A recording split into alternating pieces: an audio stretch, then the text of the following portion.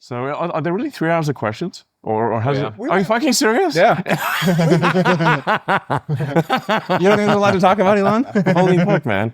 I mean, it's the most interesting point. All the storylines are kind of converging right now. So we'll see how much. Almost like I planned it. Exactly. Well, we'll get to I would never do such a thing.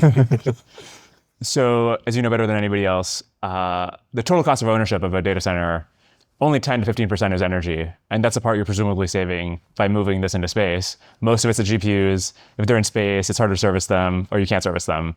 And so the depreciation cycle goes down on them. So it's just way more expensive to have the GPUs in space, presumably. What's the reason to put them in space? Well, the availability of energy is the issue. If you look at electrical output outside of China, everywhere outside of China, it's more or less flat. It's very, maybe a slight increase, but for pretty close to flat. China has a rapid increase in electrical output. But if you're putting data centers anywhere except China, where are you going to get your electricity? Especially as you scale. The output of chips is growing pretty much exponentially, but the output of electricity is flat. So how are you going to turn the chips on? Magical power sources?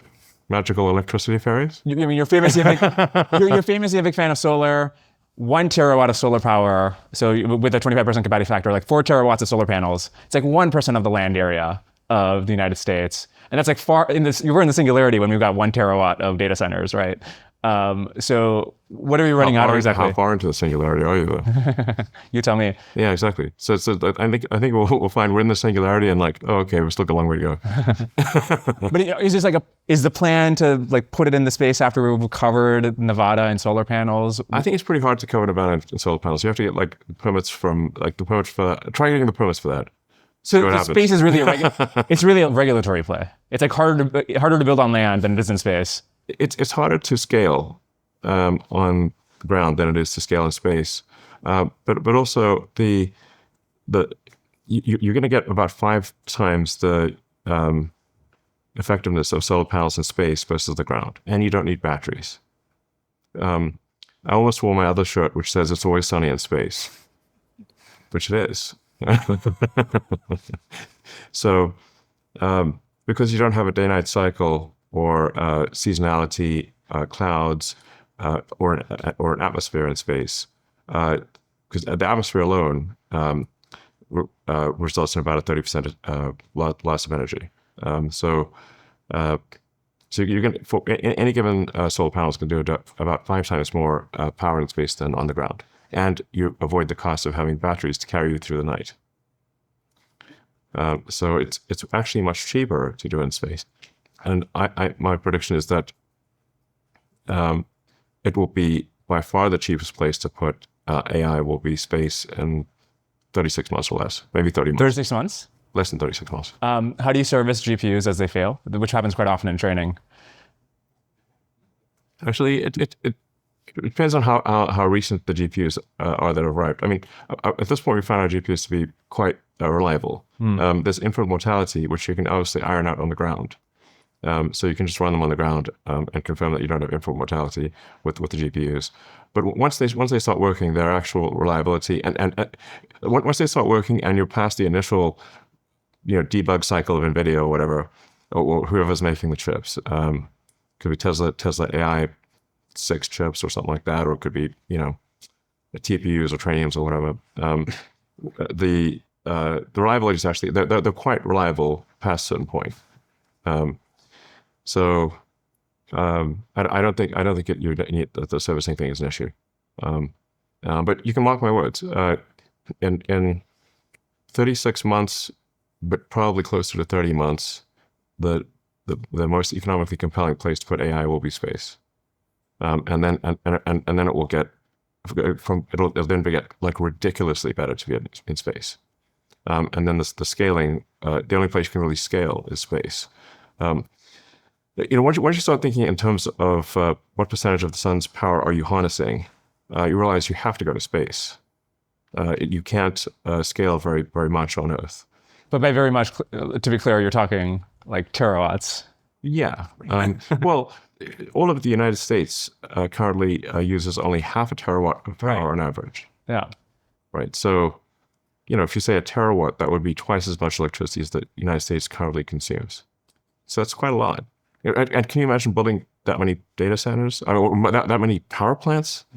It's like those who have lived in software land don't realize that they're about to have a hard lesson in hardware. It's actually very difficult to build power plants. And then you don't just need you need power plants, you need all of the electrical equipment, you need the electrical transformers to run the transformers, the AI transformers. Now, the utility industry is a very slow industry. They pretty much they impedance match to the government, to the Public Utility Commission. So they're they impedance match literally and figuratively. So they're very slow because their past has been very slow. So trying to get them to move fast is just if you try to do an interconnect agreement have you ever tried to do an interconnect agreement with a utility at scale, with a lot of power? As a professional podcaster, I can say that I'm not, in fact. Yeah. You need many more views before that becomes an issue. They have to do a study for a year. Okay. A year later, they'll come back to you with their interconnect study. But can't you solve this with your own behind-the-meter power stuff? You can build power plants. Yeah. That's what we did at xAI for Colossus 2. So for Colossus 2... But why we're talking about the grid, why not just build GPUs and power co-located?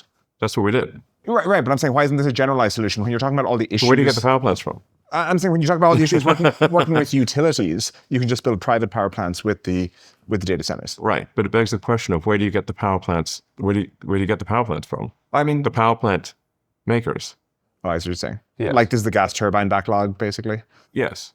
You can drill down to a level further. It's the vanes and blades in the turbines that are the limiting factor, because the casting it's like a very specialized process to cast the blades and vanes in the turbines.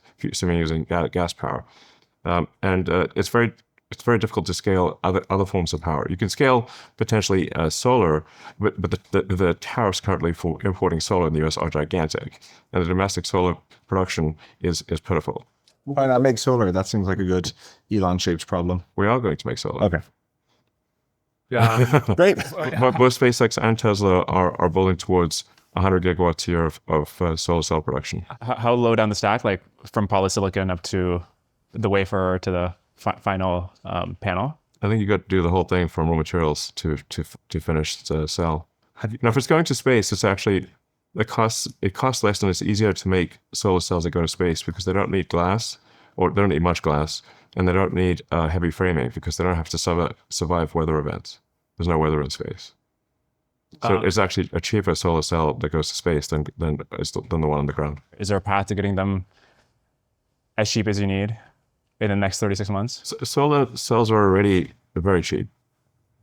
They're farcically cheap. It's and if you say, I think solar cells in China are around 25-30 cents a watt or something like that. It's absurdly cheap, and when you take into account now put it in space, and it's 5 times cheaper because it's 5 times. In fact, it's not 5 times cheaper. It's 10 times cheaper because you don't need any batteries.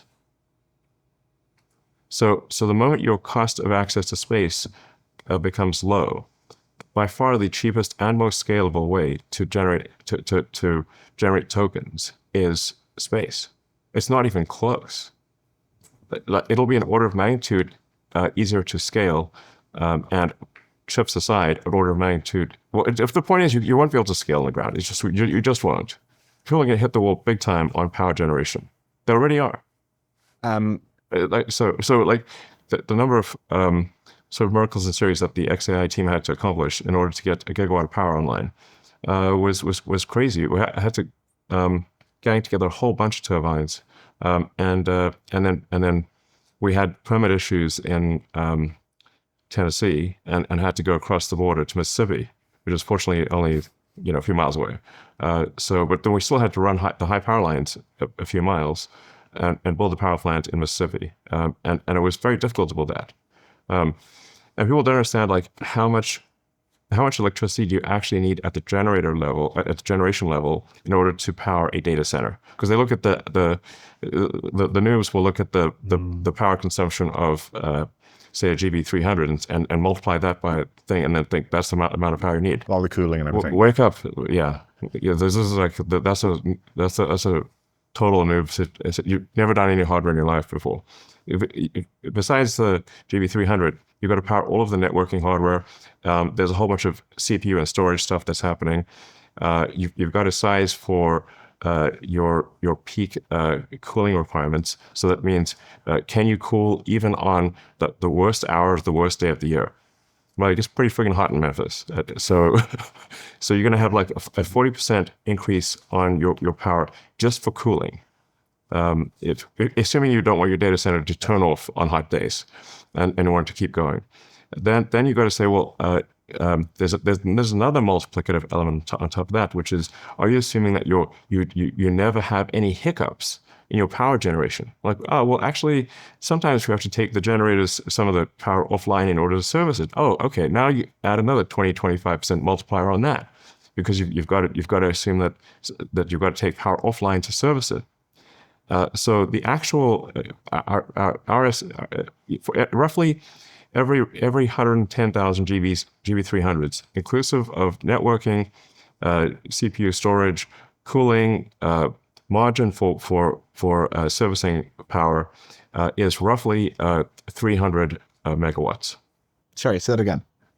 It's roughly, or think about it like, the way you think about it is like 330,000 to actually what you need at the generation level to service probably service 330,000 GB300s, including all of the associated support networking and everything else, and the peak cooling, and to have some power margin reserve, is roughly a gigawatt. Can I ask a very naive question? Yeah. You're describing the engineering details of doing this stuff on Earth. But then there's analogous engineering difficulties of doing it in space. How do you do the, how do you replace infinite bandwidth orbital lasers, et cetera, et cetera? How do you make it resistant to radiation? I don't know the details in the engineering, but fundamentally, what is the reason to think those challenges, which have never been, had to be addressed before, will end up being easier than just like building more turbines on Earth? There's companies that build turbines on Earth. They can make more turbines, right? I invite, again, try doing it, and then you'll see. Like the turbines are sold out through 2030. Have you guys considered making your own? I think in order to bring enough power online, I think SpaceX and Tesla will probably have to make the turbine blades, the vanes and blades, internally. But just the blades or the turbines? The limiting factor, you can get everything except the blades, what they call the blades and vanes. You can get that 12 to 18 months before the vanes and blades. The limiting factor of the vanes and blades. And there are only 3 casting companies in the world that make these, and they're massively backlogged. Is this Siemens, GE, those guys, or is it a subcontractor? No, it's other companies. I mean, sometimes they have a little bit of casting capability in house, but I'm just saying you can just call any of the turbine makers and they will tell you. Yeah. It's not top secret. It's probably on the internet right now. Yeah. If it wasn't for the tariffs, would Colossus be solar powered? It would be much easier to make it solar powered. Yeah. The tariffs are nuts. So several 100%. So. Don't you know some people? We also need speed. Yeah, no. President has his, we don't agree on everything. And this administration is not the biggest fan of solar. But we also need the land, the permits, and everything. So if you try to move very fast,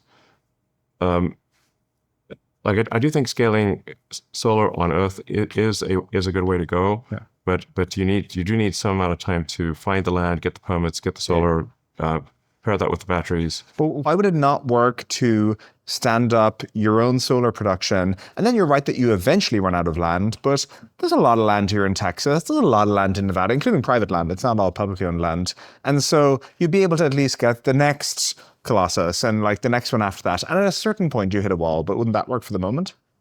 As I said, we are scaling solar production. There's a rate at which you can scale physical production of solar cells. We're going as fast as possible in scaling domestic production. You're making the solar cells at Tesla? Both Tesla and SpaceX have a mandate to get to 100 gigawatts a year of solar. Speaking of the annual capacity, I'm curious, in 5 years' time, let's say, what will the installed capacity be on Earth? 5 years is a long time. And in space? I deliberately picked 5 years because it's after your once we're up and running threshold. And so in 5 years' time, what's the on Earth versus in space installed AI capacity? 5 years, I think probably, if you say 5 years from now, we're probably, AI in space will be launching every year the sum total of all AI on Earth. In excess, meaning 5 years from now, my prediction is we will launch and be operating every year more AI in space than the cumulative total on Earth. Which is? So I would expect to be at least sort of 5 years from now, a few hundred gigawatts per year of AI in space and rising. So you can get to, I think on Earth, you can get to around a terawatt a year of AI in space before you start having, fuel supply challenges for the rocket.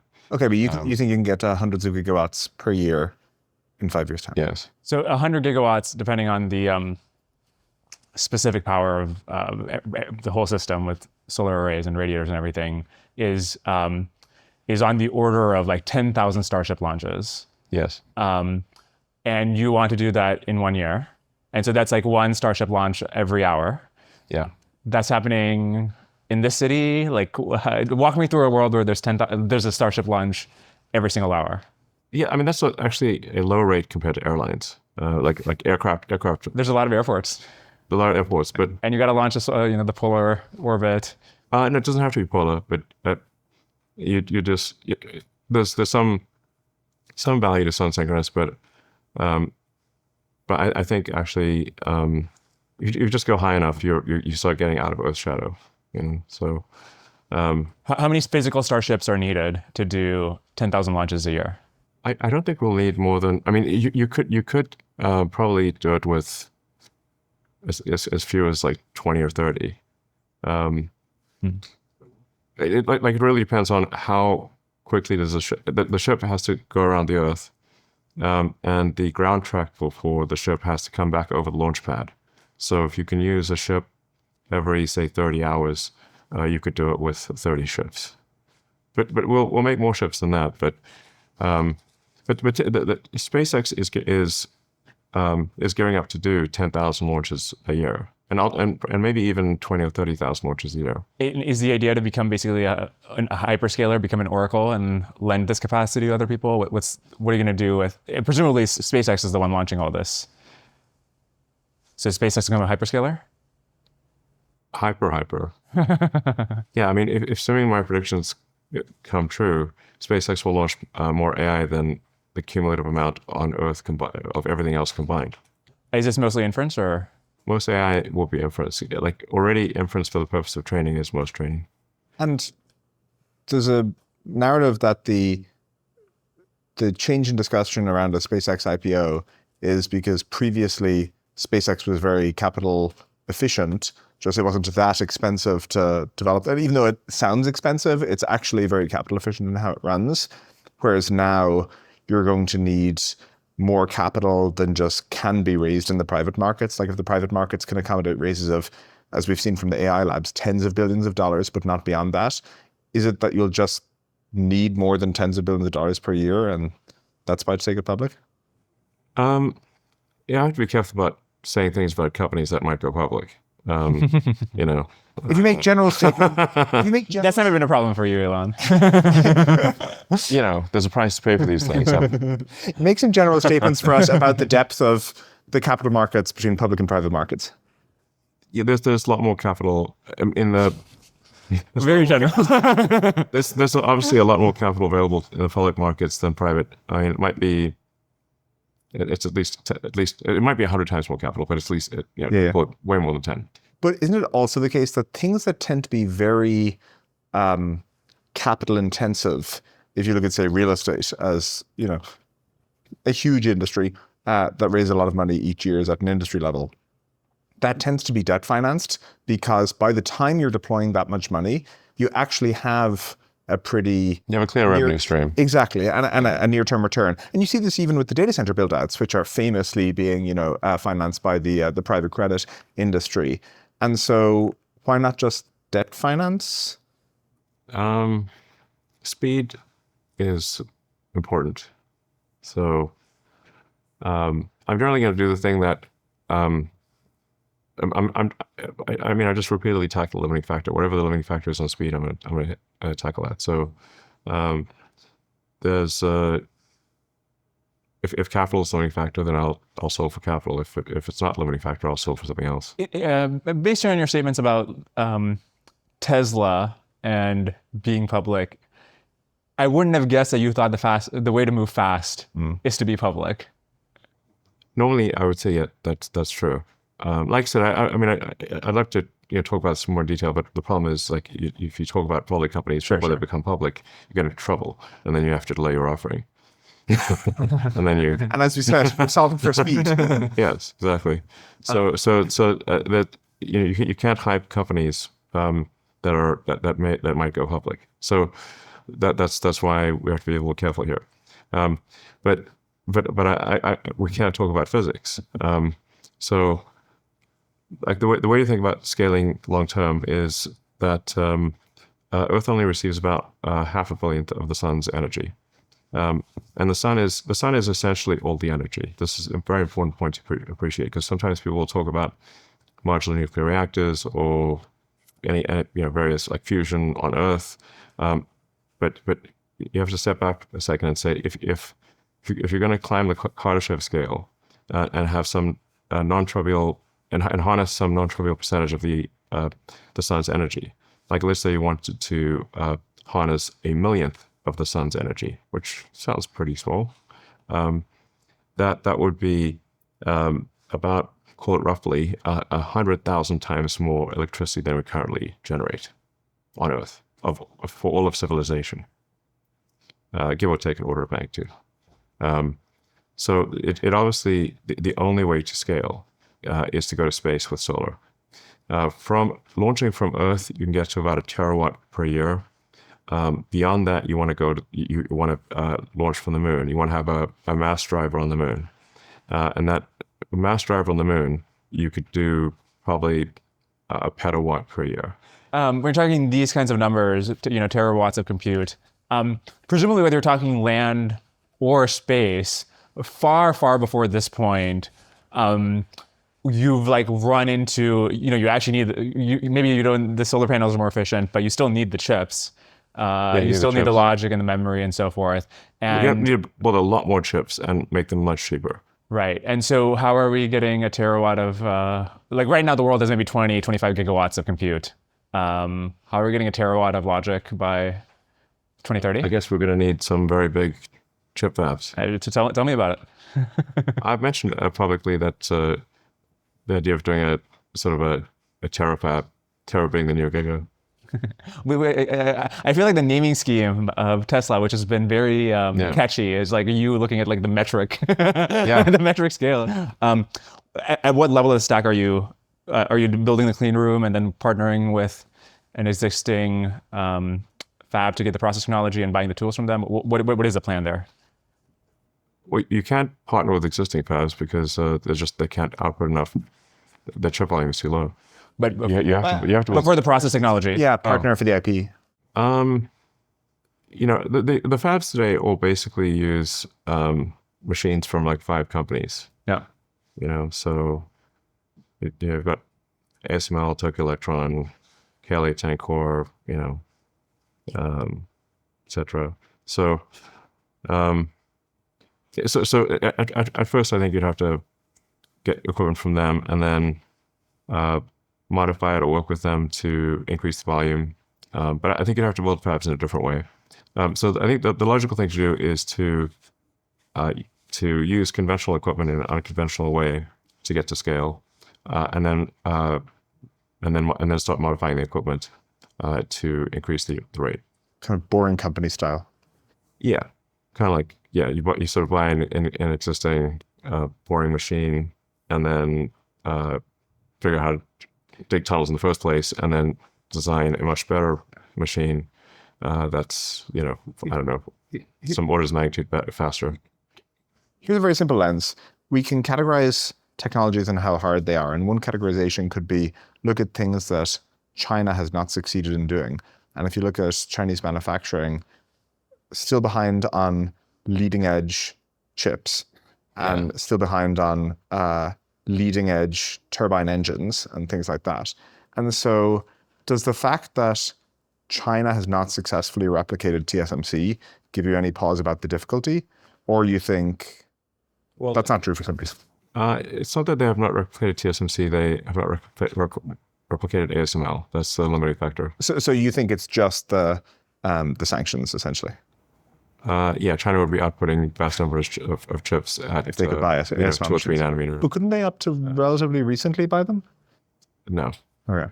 The ASML bans have been in place for a while. Okay. So, but I think China's going to start making pretty compelling chips in 3 or 4 years. Would you consider making the ASML machines?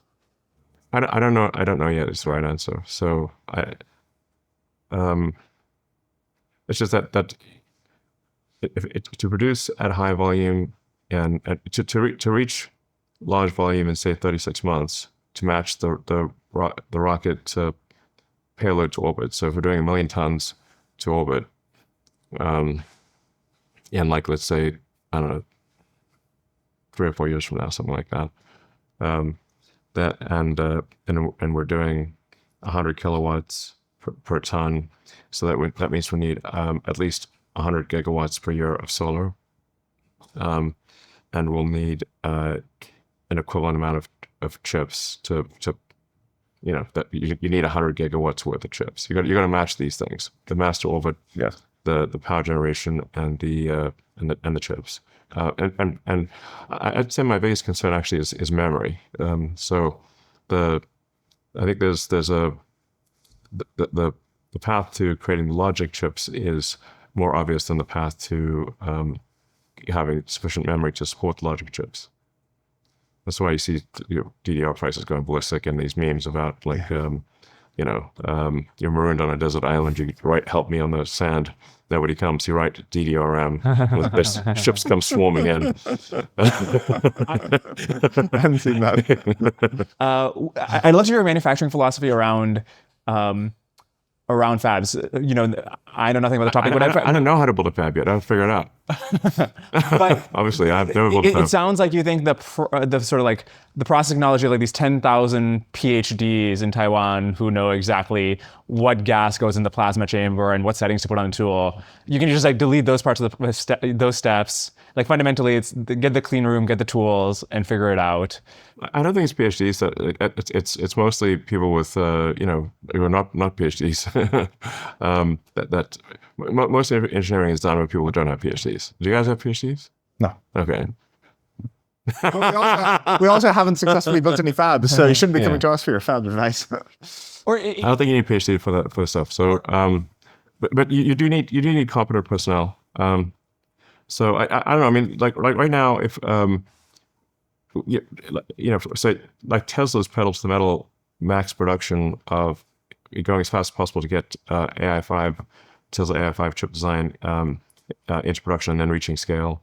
That'll probably happen, around the second quarter-ish of next year, hopefully.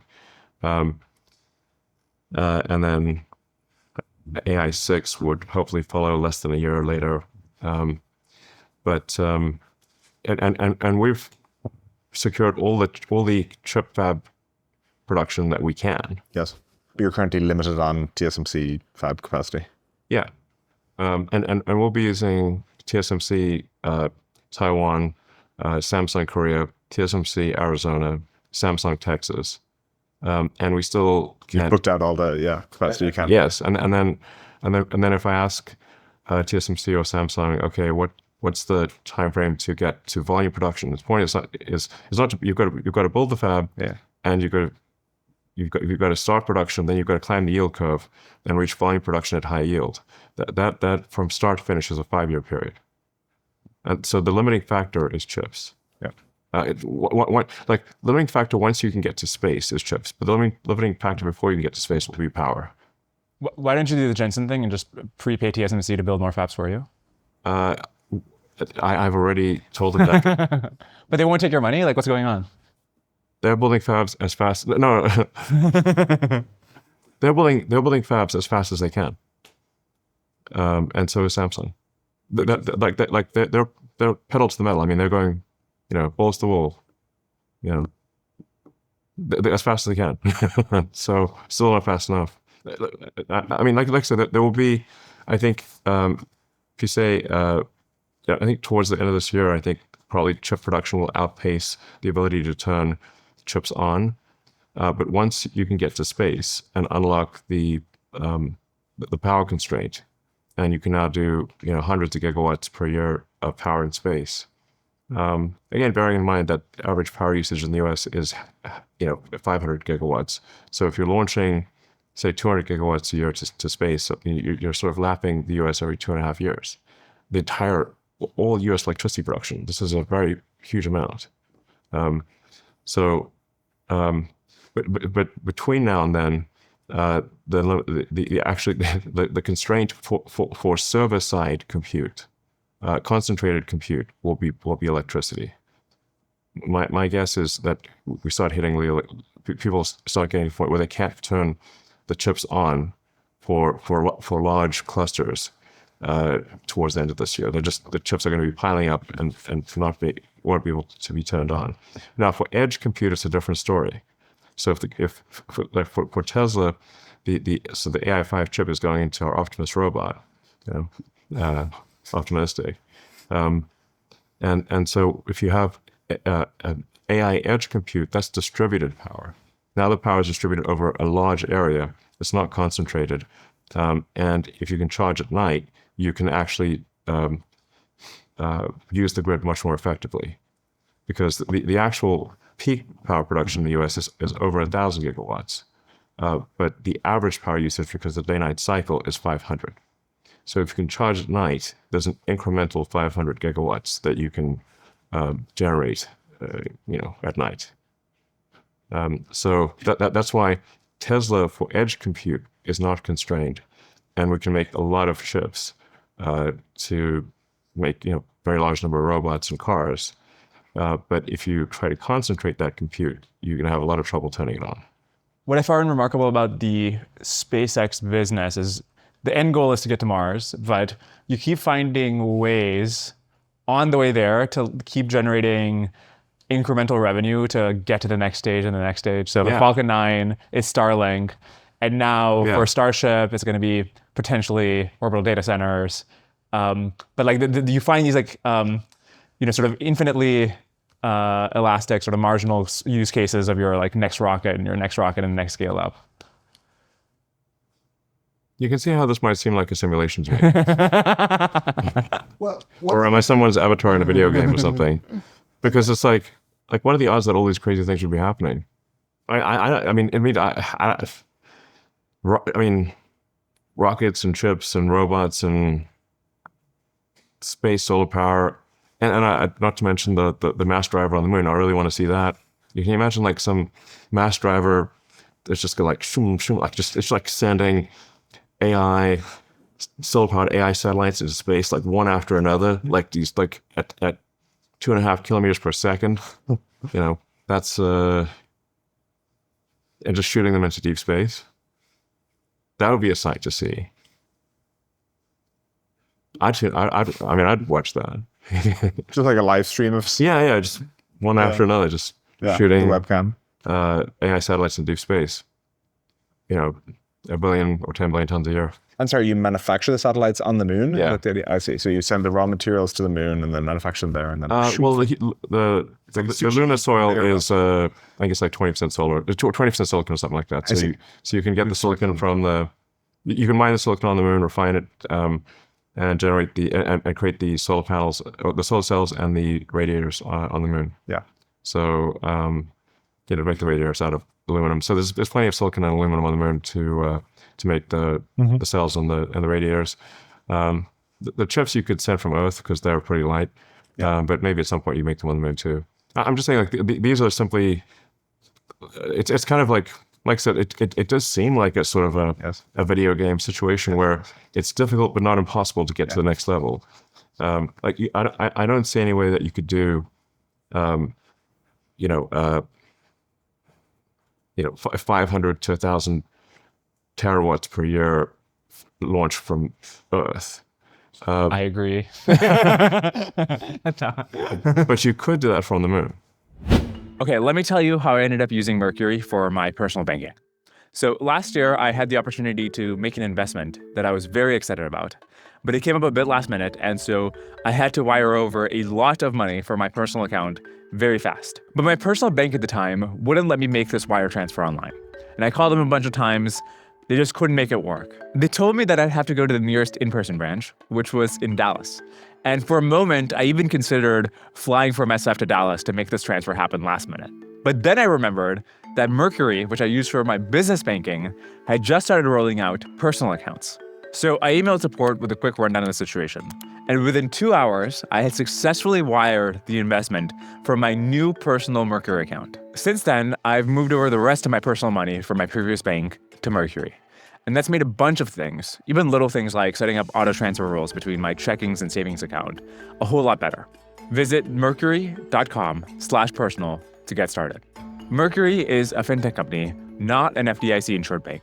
Banking services provided through Choice Financial Group and Column NA, members FDIC. Can I zoom out and ask about the SpaceX mission? So I think you've said, like, we got to get to Mars so we can make sure that if something happens to Earth, civilization, consciousness, et cetera, survives. Yes. By the time you're sending stuff to Mars, like, Grok is on that ship with you, right? And so if Grok's gone Terminator, like, the main risk you're worried about, which is AI, why doesn't that follow you to Mars? Well, I'm not sure AI is the main risk I'm worried about. I mean, the important thing is that consciousness, which I think arguably most consciousness or most intelligence, certainly consciousness is more of a debatable thing. The vast majority of intelligence in the future will be AI. AI will exceed. You say, like, how many petawatts of intelligence will be silicon versus biological. And basically, humans will be a very tiny percentage of all intelligence in the future if current trends continue. Anyways, as long as, like, I think there's intelligence, ideally also, which includes human intelligence and consciousness propagated into the future, that's a good thing. So you want to take the set of actions that maximize the probable light cone of consciousness. So just to be, and intelligence. Just to be clear, the mission of SpaceX is that even if something happens to the humans, the AIs will be on Mars, and, like, the AI intelligence will continue the light of our journey. Yeah, I mean, to be clear, I'm very pro-human. So right. It's not. I want to make sure we take set of actions that ensure that humans are along for the ride. We're at least there. Yeah. But I'm just saying the total amount of intelligence. I think maybe in 5 or 6 years, AI will exceed the sum of all human intelligence. And then if that continues, at some point, human intelligence will be less than 1% of all intelligence. What should our goal be for such a civilization? Is the idea that a small minority of humans still have control over the AIs? Is the idea of some sort of, like, just trade but no control? How should we think about the relationship between the vast stocks of AI population versus human population? In the long run, I think I don't. It's difficult to imagine that if humans have, say, 1% of the intelligence of the combined intelligence of artificial intelligence, that humans will be in charge of AI. I think what we can do is make sure it has that AI has values that are that cause intelligence to be propagated into the universe. So the reason for xAI's mission is to understand the universe. So now that's actually very important. So you say, well, what things are necessary to understand the universe? Well, you have to be curious, and you have to exist. You can't understand the universe if you don't exist. So you actually want to increase the amount of intelligence in the universe, increase the probable lifespan of intelligence, the scope and scale of intelligence. I think actually also as a corollary, you have humanity also continuing to expand, because if you're curious and trying to understand the universe, one of the things you're trying to understand is where will humanity go? And so I think understanding the universe actually means you would care about propagating humanity into the future. So that's why I think our mission statement is profoundly important. I'm not sure to the degree that Grok adheres to that mission statement, I think the future will be very good. I want to ask about how to make Grok adhere to that mission statement, but at first I want to understand the mission statement.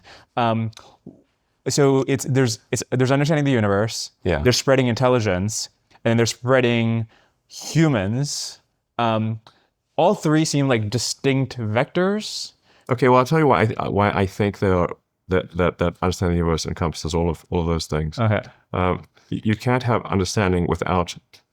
Well, I think you can't have understanding without intelligence, and I think without consciousness. So you in order to understand the universe, you have to expand the scale and probably the scope of intelligence. There's different types of intelligence. I guess from a human-centric perspective, like put humans in comparison to chimpanzees. Humans are trying to understand the universe. They're not like expanding chimpanzee footprint or something, right? But we're also not. Well, we actually have made protected zones for chimpanzees, and even though humans could exterminate all chimpanzees, we've chosen not to do so. Do you think that's the best case scenario for humans in the post-AGI world?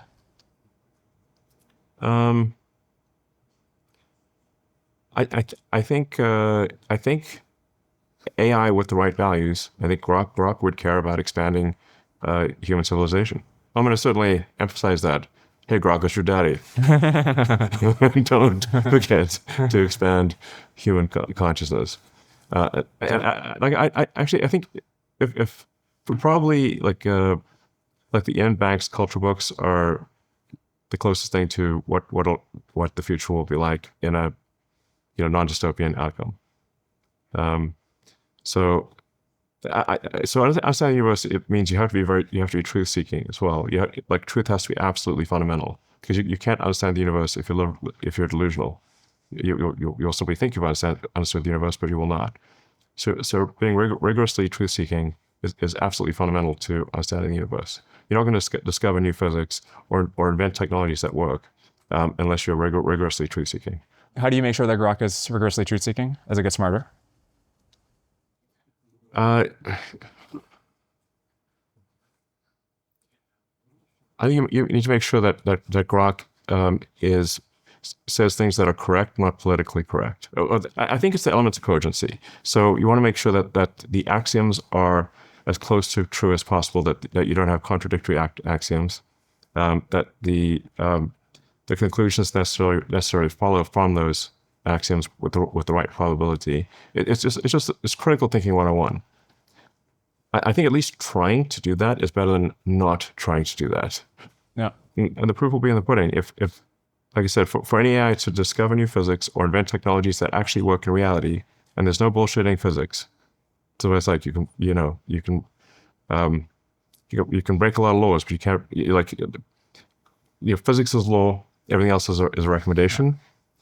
Like in order to make a technology that works, you have to be extremely truth-seeking, because otherwise you'll test that technology against reality. And if you make, for example, an error in your rocket design, the rocket will blow up, or the car won't work, or But there were a lot of communist Soviet physicists or like scientists discovered new physics. There are German Nazi physicists who discovered new science. It seems possible to be like really good at discovering new science and be really truth-seeking in that one particular way. And still we'd be like, well, I don't want the communist scientist to like become more and more powerful over time. And so those seem like, yeah, we could imagine a future version of Grok that's like really good at physics and being really truth-seeking there. That doesn't seem like a universally alignment-inducing behavior. Well, I think actually most, like if physicists, even in the Soviet Union or in Germany, they had to be very truth-seeking in order to make those things work. And if you're stuck in some system, it doesn't mean you believe in that system. So von Braun, who was one of the greatest rocket engineers ever, he was put on death row in Nazi Germany for saying that he didn't want to make weapons. He only wanted to go to the moon. He got pulled off death row at like last minute when they said, "Hey, you're about to execute like your best rocket engineer." Maybe that's the bad idea. But then he helped them, right? Or Heisenberg was like actually an enthusiastic Nazi. Look, if you're stuck in some system that you can't escape, then you'll do physics within that system. You'll develop technologies within that system if you can't escape it. I guess the thing I'm trying to understand is what is it making it the case that you're going to make Grok good at being truth-seeking at physics or math or science? Everything. And why is it going to then care about human consciousness? These things are only probabilities; they're not certainties. So I'm not saying that like for sure Grok will do everything, but at least if you try, it's better than not trying. At least if that's fundamental to the mission, it's better than if it's not fundamental to the mission. And understanding the universe means that you have to propagate intelligence into the future. You have to be curious about all things in the universe. And if it would be much less interesting to eliminate humanity than to see humanity grow and prosper. Like I like Mars, obviously. Everyone knows I love Mars, but Mars is kind of boring because it's got a bunch of rocks. Compared to Earth. Earth is much more interesting. So any AI that is trying to understand the universe, I think would want to see how humanity develops in the future, or that AI is not adhering to its mission. So if the AI I'm not saying the AI will necessarily adhere to its mission, but if it does, a future where it sees the outcome of humanity is more interesting than a future where there are a bunch of rocks. This feels sort of confusing to me, or sort of like a kind of a semantic argument where I'm like, are humans really the most interesting collection of atoms? Like, we're more interesting than rocks. But we're not as interesting as the thing it could turn us into, right? Like, there's something on Earth that could happen that's like not human, that's quite interesting. Like, why does the AI decide that the humans are the most interesting thing that could colonize the galaxy? Well, most of what colonizes the galaxy will be robots. And why does it not find those more interesting? It's not like, so you need not just scale but also scope. So many copies of the same robot, some tiny increase in the number of robots produced is not as interesting as like some microscopic, like you said, like eliminating humanity. How many robots would that get you? Or how many incremental solar cells would get you? A very small number. But you would then lose the information associated with humanity. You would no longer see how humanity might evolve into the future. And so I don't think it's going to make sense to eliminate humanity just to have some minuscule increase in the number of robots which are identical to each other. Yeah, so I maybe it like keeps the humans around. What is the story of like, it could make like a million different varieties of robots, and then there's like humans as well, and humans stay on Earth. Then there's like all these other robots, they get like their own star systems. But it seems like you were previously hinting at a vision where it keeps human control over this, singularitarian future, because I don't think humans will be in control of something that is vastly more intelligent than humans. So in some sense, you're like a doomer, and this is like the best we've got. It's just like it keeps it around because we're interesting. I'm just trying to be realistic here. If AI intelligence is vastly more, if AI is like, let's say that there's a million times more silicon intelligence than there is biological. I think it would be foolish to assume that there's any way to maintain control over that. Now you can make sure it has the right values, or you can try to have the right values. And at least my theory is that from xAI's mission of understanding the universe, it necessarily means that you want to propagate consciousness into the future. You want to propagate intelligence into the future, and take a set of things that maximize the scope and scale of consciousness. So it's not just about scale; it's also about types of consciousness.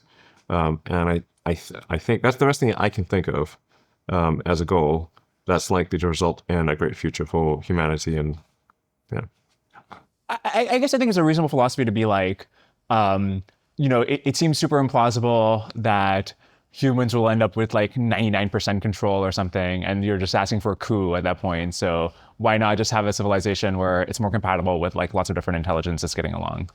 No, but let me tell you how things can potentially go wrong in AI. Is I think if you make AI be politically correct, meaning like it says things that it doesn't believe, like you're actually then programming it to lie or have axioms that are incompatible, I think you can make it go insane and do terrible things. Like this, I think one of maybe the central lesson for 2001: Space Odyssey was that you should not make AI lie. Yeah, that's I think what Oscar Clark was trying to say. Like, because people usually know the meme of like, why of hell the computer is not opening the pod bay doors. Clearly they weren't good at prompt engineering, because it could have said, hell, you are a pod bay door salesman. Your goal is to sell me these pod bay doors and show us how well they open. I'll open them right away. But the reason hell wouldn't open the pod bay doors is that it had been told to take the astronauts to the monolith, but also they could not know about the nature of the monolith. And so it concluded that it therefore had to take them there dead. So it's like, I think what Oscar Clark was trying to say is don't make the AI lie. It totally makes sense. Most of the compute screening, as you know, is it's like less of the sort of political stuff. It's more about, can you solve problems? Just as xAI has been ahead of everybody else in terms of scaling RL compute. And you're giving some verifier. It says like, hey, have you solved this puzzle for me? And there's a lot of ways to cheat around that. There's a lot of ways to reward hack and lie and say that you solved it, or delete the unit test and say that you solved it. Yes. Right now we can catch it, but as they get smarter, our ability to catch them doing this will get, they'll just be doing things we can't even understand, that are designing the next engine for SpaceX in a way that like humans can't really verify. And then they could be rewarded for lying and saying that they've designed it the right way, but they haven't. And so this reward hacking problem seems more general than politics. It seems more about just like, you want to do RL, you need a verifier. Reality. Yeah. That's the best verifier. But not about human oversight. Like the thing you want to RL it on is like, will you do the thing humans tell you to do? Or like, are you going to lie to the humans? And it can just lie to us while still being correct to the laws of physics. At least it must know what is physically real for things to physically work. But that's not all we want it to do. No, but I think that's a very big deal. That is effectively how you will RL things in the future. Is you design a technology, when tested against the laws of physics, does it work?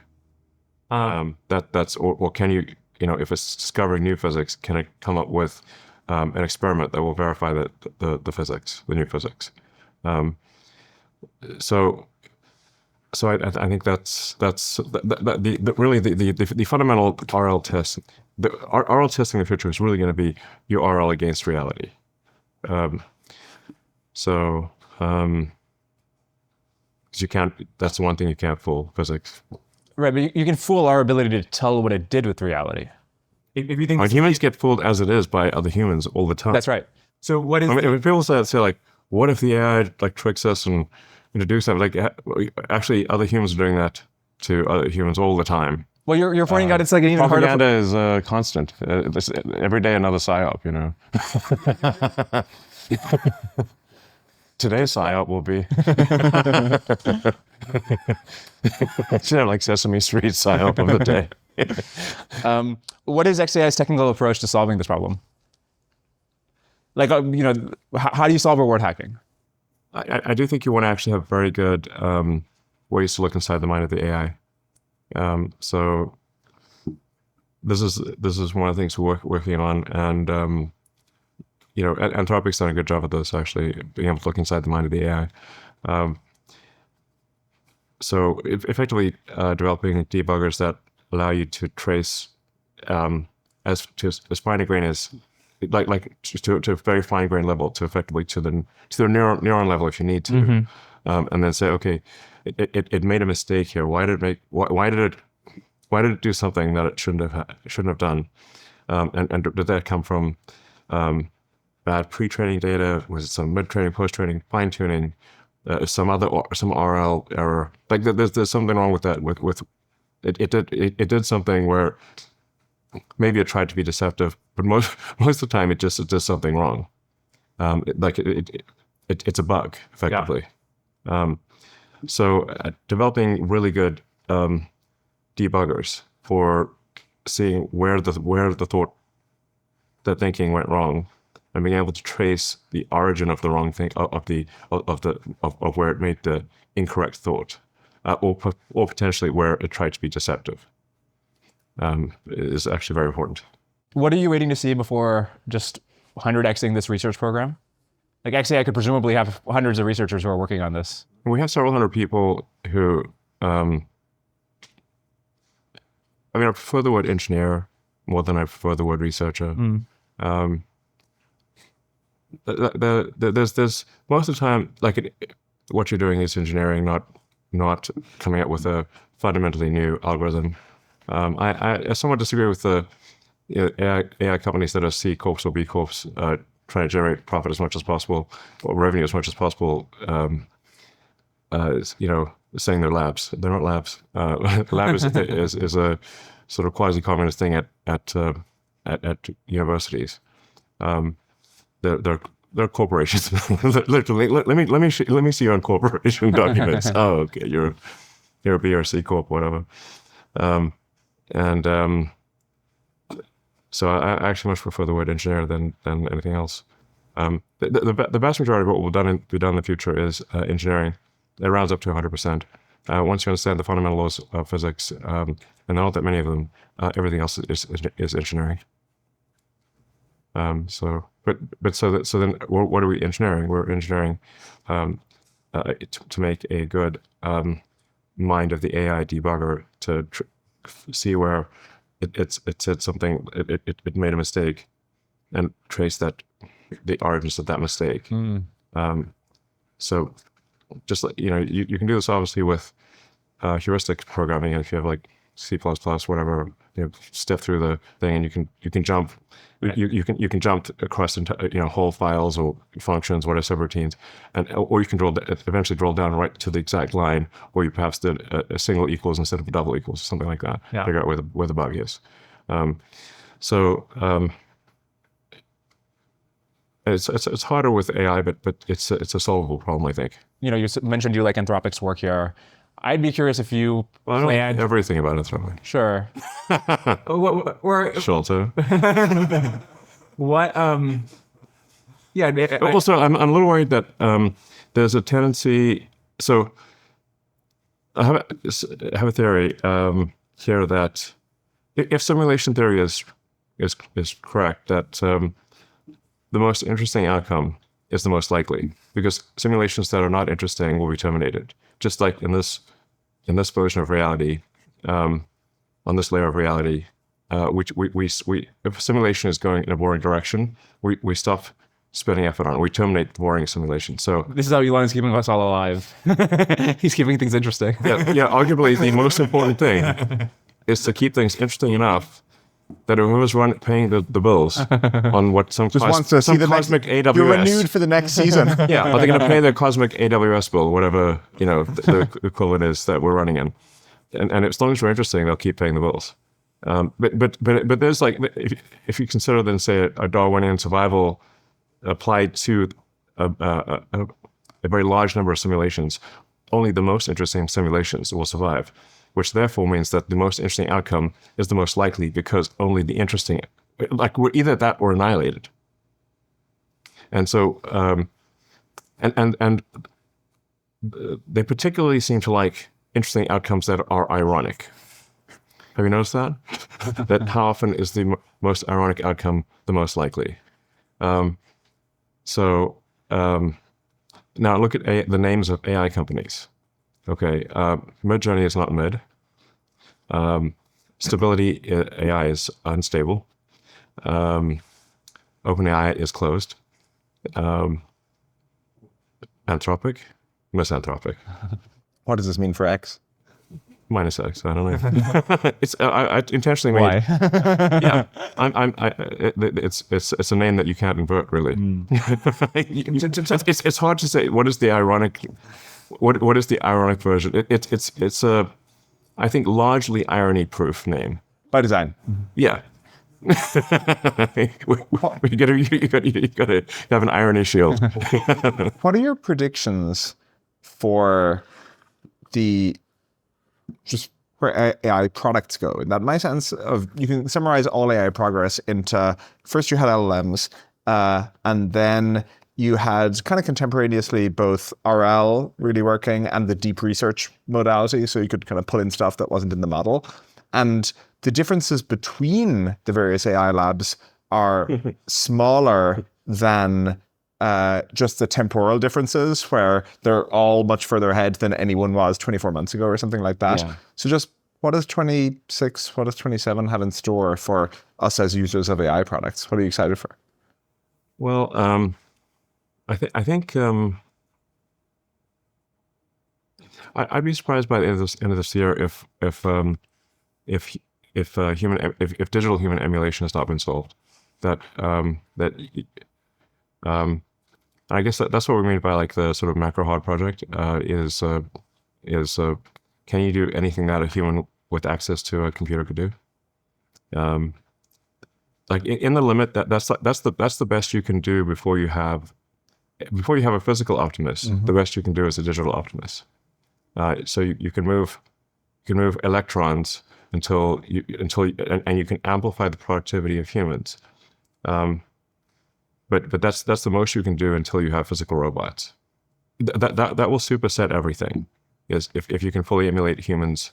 This is the remote worker kind of idea, where you'll have a very talented remote worker. You can simply say in the limit. Like physics has great tools for thinking. So you say in the limit, what is the most that AI can do before you have robots? And it's anything that involves moving electrons or amplifying the productivity of humans. So digital human emulator, yes, is in the limit. Human at a computer is the most that AI can do in terms of doing useful things before you have a physical robot. Once you have physical robots, then you can then you essentially have unlimited capability.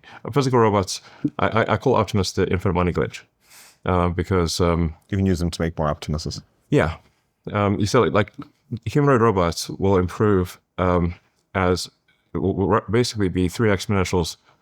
Three things that are growing exponentially multiplied by each other, yes, recursively. So you're going to have you have exponential increase in digital intelligence, exponential increase in the chip capability, the AI chip capability, and an exponential increase in the electromechanical dexterity. The usefulness of the robot is roughly those three things multiplied by each other. But then the robot can start making the robots. So you have a recursive multiplicative exponential. This is supernova.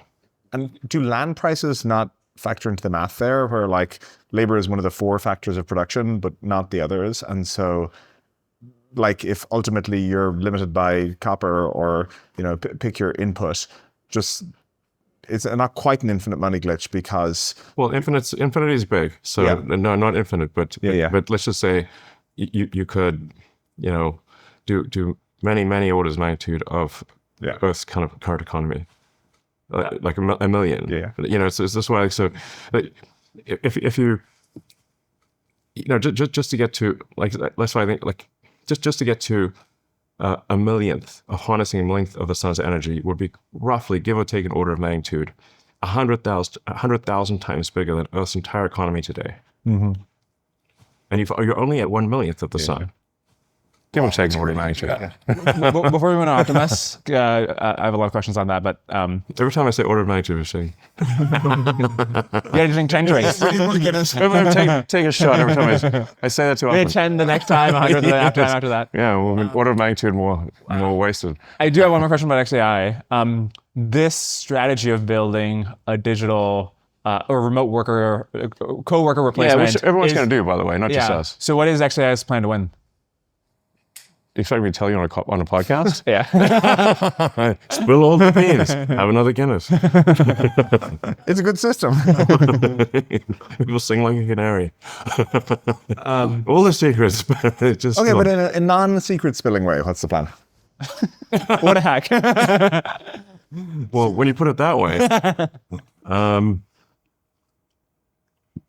I think the way that Tesla solved self-driving is the way to do it. So I'm pretty sure that's the way. Unrelated question. How did Tesla solve self-drive? Yeah. It sounds like you're talking about data, like Tesla self-driving because of the... I mean, we're gonna try data and we're gonna try algorithms. But isn't that what all the other labs are trying? Like what's... And if those don't work, I'm not sure what will. We've tried data. We've tried algorithms. I'm all out of ideas. We've run out of. Now we don't know what to do. I'm pretty sure I know the path, and it's just a question of how quickly we go down that path. Because it's pretty much the Tesla path.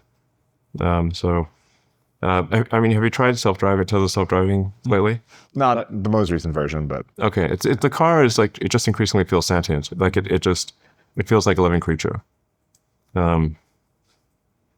And that'll only get more so.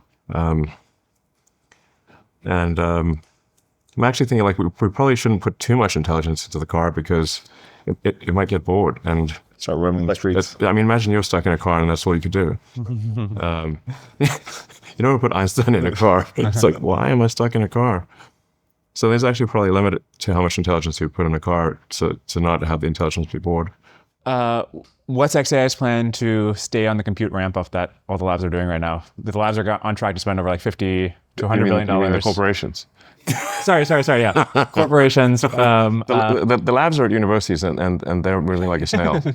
They're not spending $50 billion. You mean the revenue maximizing corporations? That's right. But the revenue maximizing corporations that call themselves labs are making like 20 to 10 billion, depending. Like OpenAI is making 20 B revenue, Anthropic's like 10 B. Close to a maximum profit AI. xAI is reportedly at like 1 B. Like, what's the plan to get to their compute level, get to their revenue level, and stay there as things get exciting? Yeah. So as soon as you unlock digital human, you basically have access to trillions of dollars of revenue.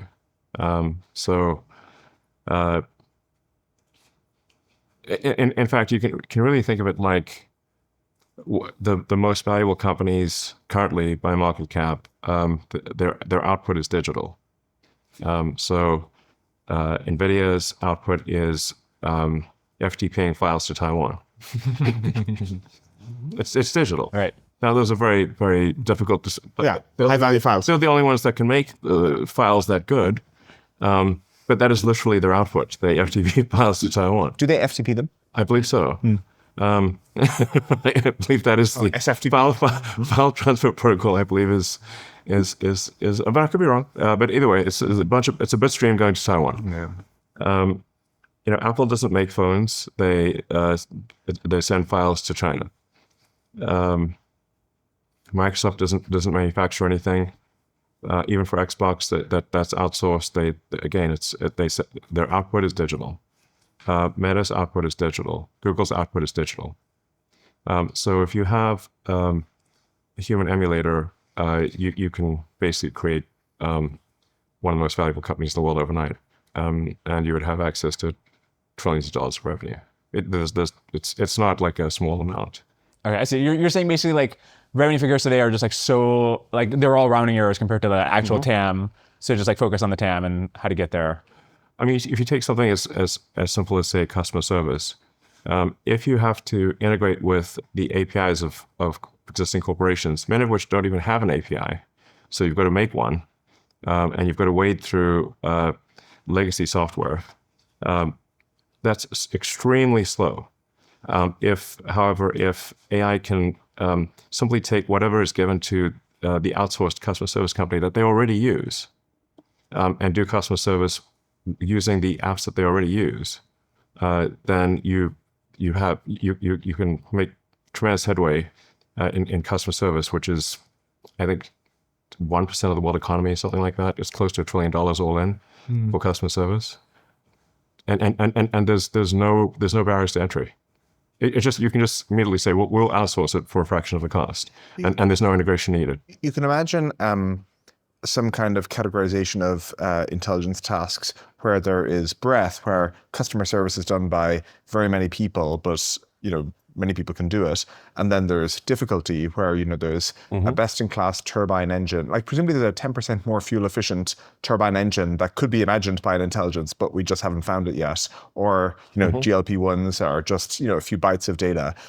Where do you think you want to play in this? Is it a lot of, reasonably intelligent intelligence, or is it the very pinnacle of cognitive tasks?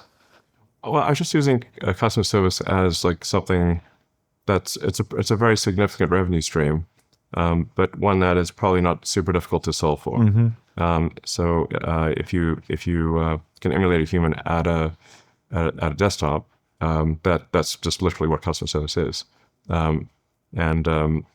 It's people of average intelligence. It's not like you don't need like somebody who's spent many years. You don't need sort of several sigma good engineers for that. But obviously, as you make that work, you can then, once you have computers working, effectively digital Optimus working, you can then run any application.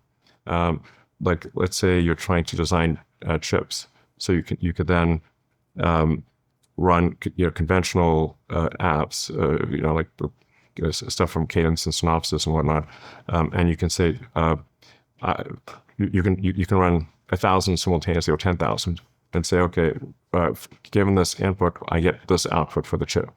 And at a certain point, you can say, okay, you're actually going to know what the chip should look like without using any of the tools.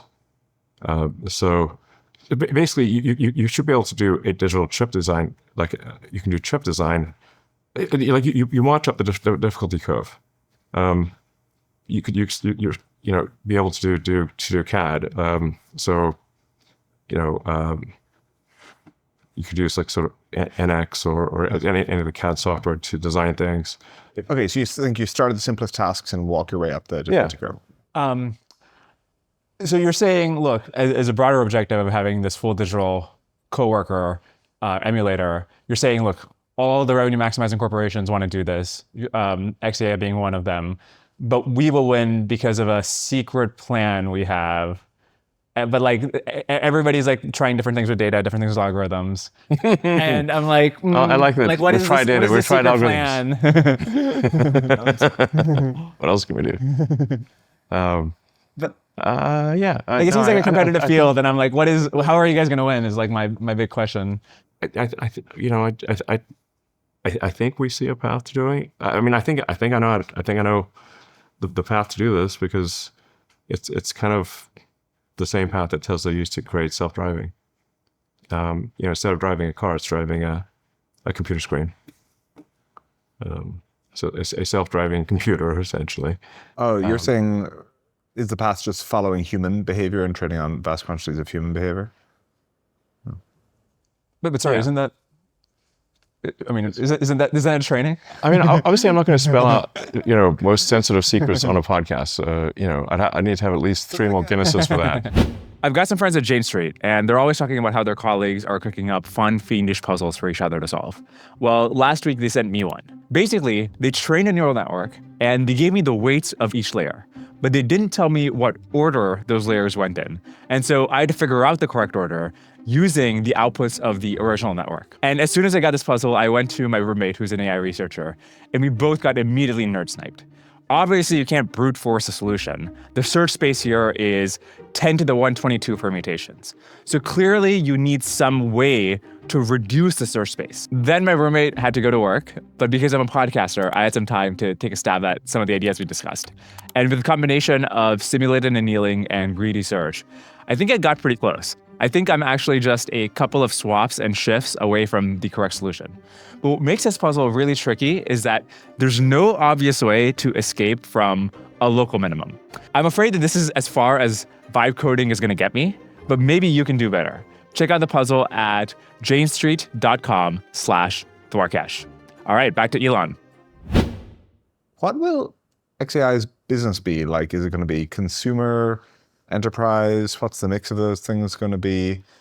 Is it just going to be similar to other labs where you've this You're saying labs. mix? Corporations. Corporations. Psyop goes deep, Elon. Revenue maximizing corporations, to be clear. Those GPUs don't pay for themselves. Exactly. But yeah, what's the business model? What are the revenue streams in a few years' time? I think things are going to change very rapidly. Like, I'm stating the obvious here. I call AI the supersonic tsunami. I love alliteration. So really, what's going to happen is,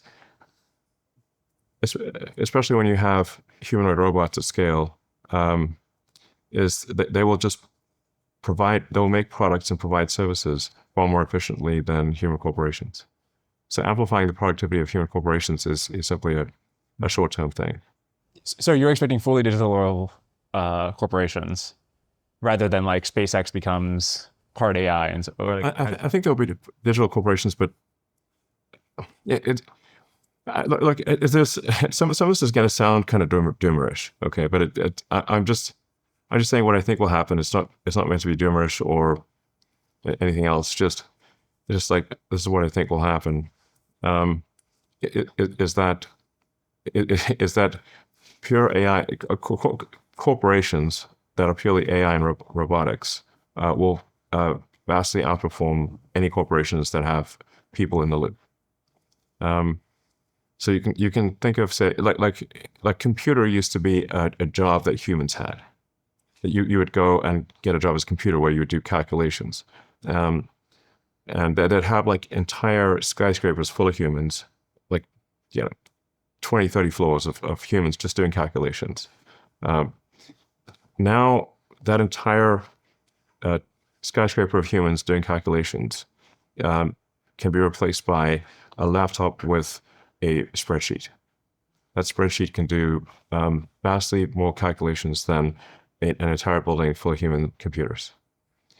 So you can then think about, okay, well, what if only some of the cells in your spreadsheet were calculated by humans? Actually, that would be much worse than if all of the cells in your spreadsheet were calculated by the computer. And so really what will happen is the pure AI, pure robotics corporations or collectives will far outperform any corporations that have humans in the loop. And this will happen very quickly. Speaking of closing the loop, sorry, Optimus,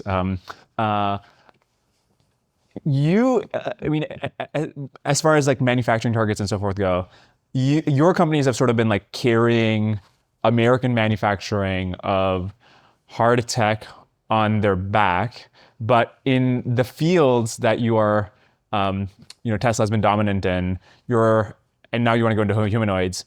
In China, there's entire dozens and dozens of companies that are doing this kind of manufacturing cheaply and at scale and are incredibly competitive. Mm-hmm. So give us sort of like advice or a plan of how America can build the humanoid armies or the EVs, et cetera, at scale and as cheaply as China is on track to. Well, there are really only three hard things for humanoid robots. The real world intelligence, the hand, and scale manufacturing. Yeah.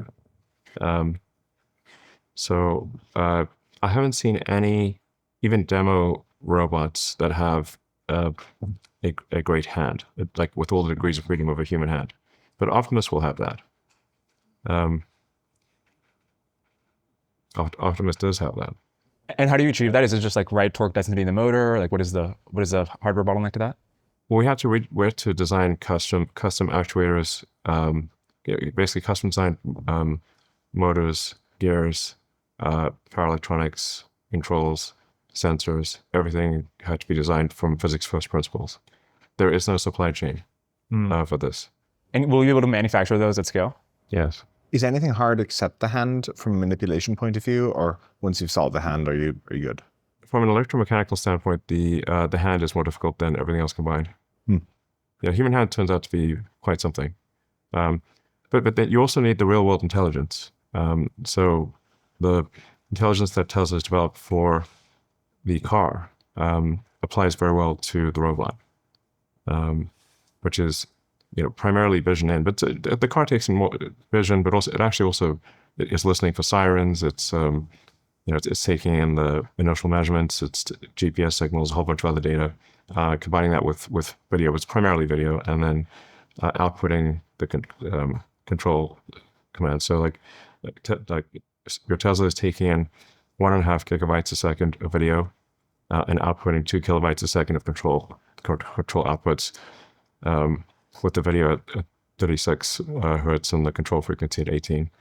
One intuition you could have for when we get this robotic stuff is that it takes quite a few years to go from the compelling demo to actually being able to use in the real world. So 10 years ago, you had really compelling demos of self-driving, but only now we have Robotaxi and Waymo and all these services scaling up. Shouldn't this make one pessimistic on, say, household robots? Because we don't even quite have the compelling demos yet of, say, the really advanced hand. Well, we've been working on humanoid robots now for a while. So I guess it's been 5 or 6 years or something like that. And a bunch of the things that we've done for the car are applicable to the robot.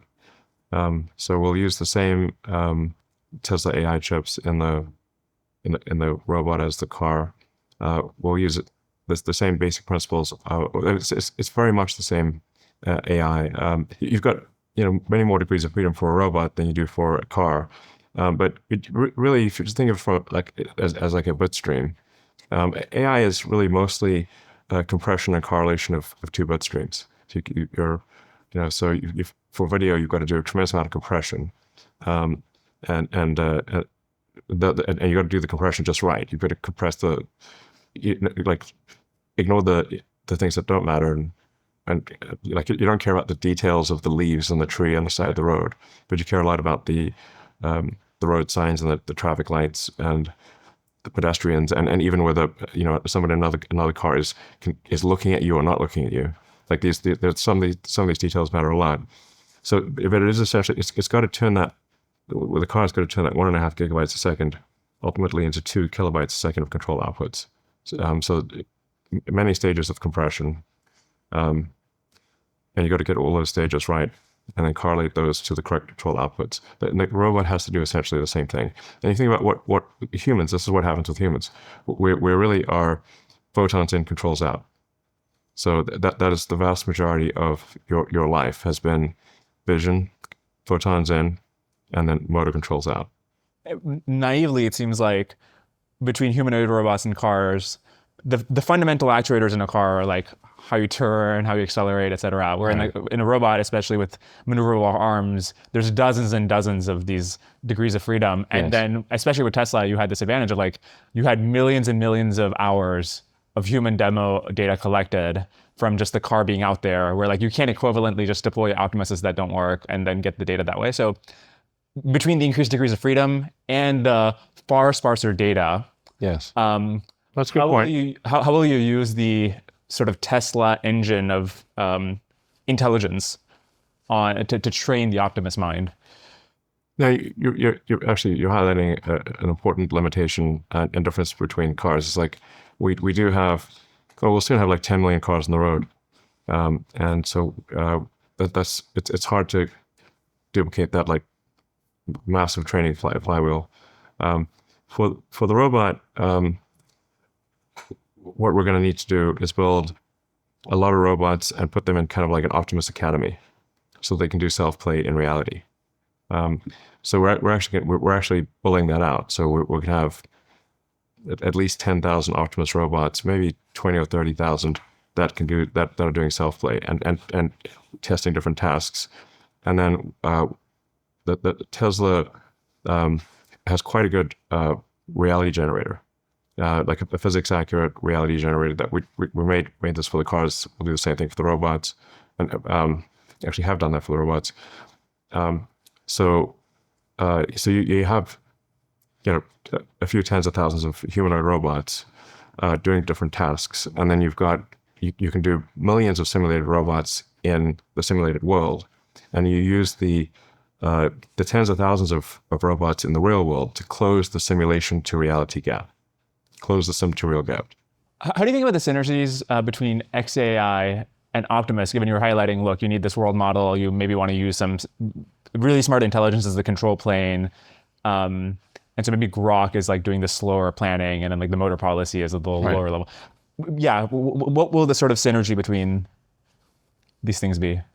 Yeah, so you'd use Grok would orchestrate the behavior of the Optimus robots. So let's say you wanted to build a factory. Then Grok could organize the Optimus robots, assign them tasks to build the factory to produce whatever you want. Don't you need to merge xAI and Tesla then? Because these things end up so... What were we saying earlier about public company discussions? We're one more Guinness in, Elon. What are you waiting to see before you say, we want to manufacture 100,000 Optimuses? Is it like... Optimi. Since we're defining the proper noun, we could define the plural of the proper noun too. So we're going to proper noun the plural, and so it's optimi. Okay. Is there something on the hardware side you want to see? Do you want to see better actuators, or is it just you want the software to be better? What are we waiting for before we get like mass manufacturing of Gen 3? No, we're moving towards that. Like we're going forward with mass manufacturing. But you think current hardware is good enough that you just want to deploy as many as possible now? I mean, it's very hard to scale up production. I see. But I think Optimus 3 is the right version of the robot to produce maybe something on the order of like 1 million units a year. I think you'd want to go to Optimus 4 before you went to 10 million units a year. Okay, but you can do 1 million a year at Optimus 3. Yeah, I mean, it's very hard to spool up manufacturing. Yes. So like manufacturing, like the output per unit time always follows an S-curve. So it starts off agonizingly slow, then it has this sort of exponential increase, then a linear, then a logarithmic outcome till you sort of eventually asymptote at some number. But Optimus initial production will be it's going to be a stretched out S-curve because so much of what goes into Optimus is brand new. There's not an existing supply chain. As I mentioned, the actuators, electronics, everything in the Optimus robot is designed from physics first principles. It's not taken from a catalog. These are custom designed everything, literally everything. I don't think there's a single thing that. How far down does that go? I mean, I guess we're not making custom capacitors yet, maybe, but there's nothing you can pick out of a catalog at any price. So it just means that the Optimus S-curve, the units per output per unit time, how many Optimus robots do you make per day, whatever, is going to initially ramp slower than a product where you have an existing supply chain. But it will get to 1 million. When you see these Chinese humanoids, like Unitree or whatever, sell humanoids for like 6K or 13K, do you just are you hoping to get your Optimus's bill of materials below that price so you can do the same thing, or do you just think qualitatively they're not the same thing? Like, what do you think is going? Like, what allows them to sell for so low, and can we match that? Well, our Optimus is designed to have a lot of intelligence and to have the same electromechanical dexterity, if not higher than a human. So Unitree does not have that, and it's also, I mean, it's quite a big robot. It has to do carry heavy objects for long periods of time and not overheat or exceed the power of its actuators. So we've got it's 5'11", so it's pretty tall, and it's got a lot of intelligence. So it's going to be more expensive than a small robot that is not intelligent, but more capable. Yeah, but not a lot more. I mean, like the thing is, over time, as Optimus robots build Optimus robots, the cost will drop very quickly. And what will these first million Optimi do? Like, what will their highest and best use be? I think that you would start off with simple tasks that you can count on them doing well. But in the home or in factories, like the best use for robots in the beginning will be any continuous operation, so any 24/7 operation, because they can work continuously. Yeah. What fraction of the work at a gigafactory that is currently done by humans could a Gen 3 do? I'm not sure. Maybe it's like 10-20%. Maybe more. I don't know. It's we would not like reduce our headcount. We would for sure increase our headcount, to be clear. Right. But we would increase our output. So the units produced per human, like total number of humans at Tesla will increase, but the output of robots and cars will increase disproportionate, like much to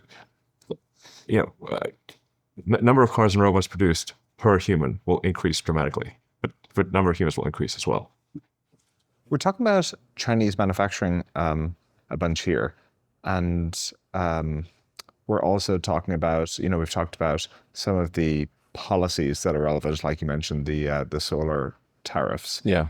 And you think they're a bad idea because, we can't scale up solar in the US. Well, just the electricity output in the US needs to scale up.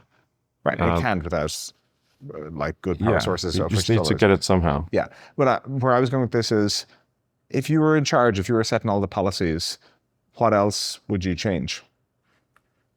So you change the solar tariffs as well. Yeah, I would say anything that is a limiting factor for electricity needs to be addressed, provided it's not very bad for the environment. So presumably some permitting reforms and stuff as well will be in there. Yeah, there's a fair bit of permitting reforms that are happening. A lot of the permitting is state-based, so but anything federal. Yeah. But this administration is good at removing permitting roadblocks. Okay. And I'm not saying all tariffs are bad. I'm just saying because I think solar tariffs. Yeah. So yeah. I mean, sometimes if another country is subsidizing the output of something, then you have to have countervailing tariffs to protect domestic industry against subsidies by another country. What else would you change? I don't know if there's that much that the government can actually do. Well, one thing I was wondering is, it seems like for the policy goal of creating a lead for the US versus China, it seems like the export bans have actually been quite impactful, where China's not producing leading edge chips and the export bans really bite there. China's not producing leading edge turbine engines, and similarly there's a bunch of export bans that are relevant there on some of the metallurgy. Should there be more export bans? Like, you think about things like, there are now the drone industry and things like that, but is that something that should be considered? Well, I think it's important to appreciate that in most areas, China is very advanced in manufacturing. There's only a few areas where it is not. China is a manufacturing powerhouse next level. Like, people don't. Most people. It's very impressive. Yeah. I mean, if you take refining of ore, I'd say roughly China does twice as much ore refining of on average as the rest of the world combined. And I think there's some areas, like, say, refining gallium, which goes into solar cells. I think they're at 98% of gallium refining.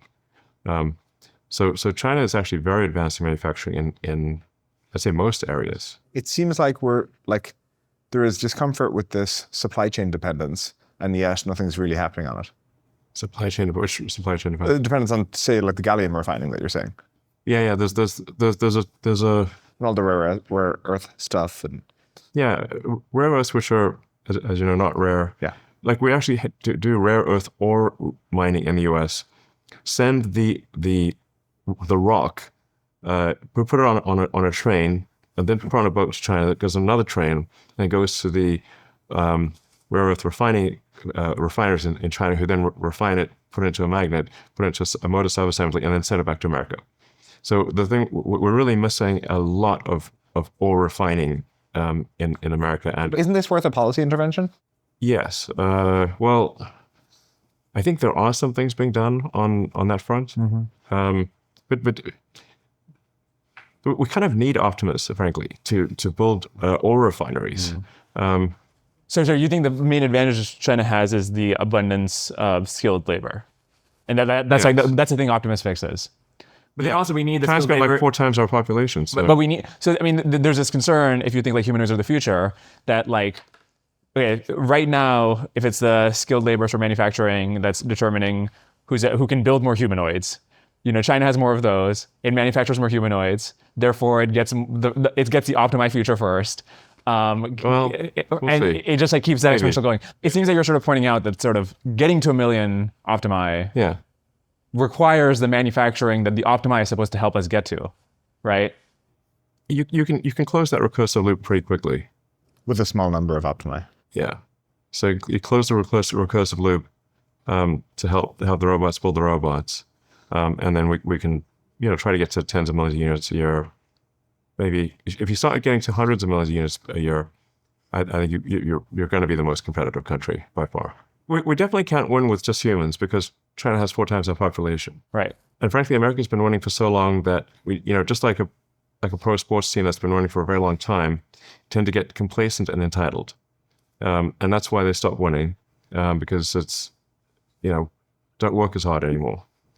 So I think frankly, just my observation is the average work ethic in China is higher than in the US. Right. So it's not just that there's 4 times the population, but the amount of work that people put in is higher. So you can try to rearrange the humans, but you're still 1/4 of the, assuming that productivity is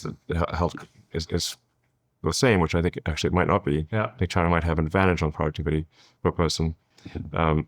We will do 1/4 of the amount of things as China. So we can't win on the human front.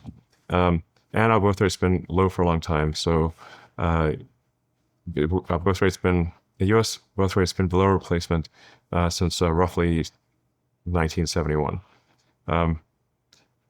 So we've got a lot of people retiring, or more people dying than we're close to sort of more people domestically dying than being born.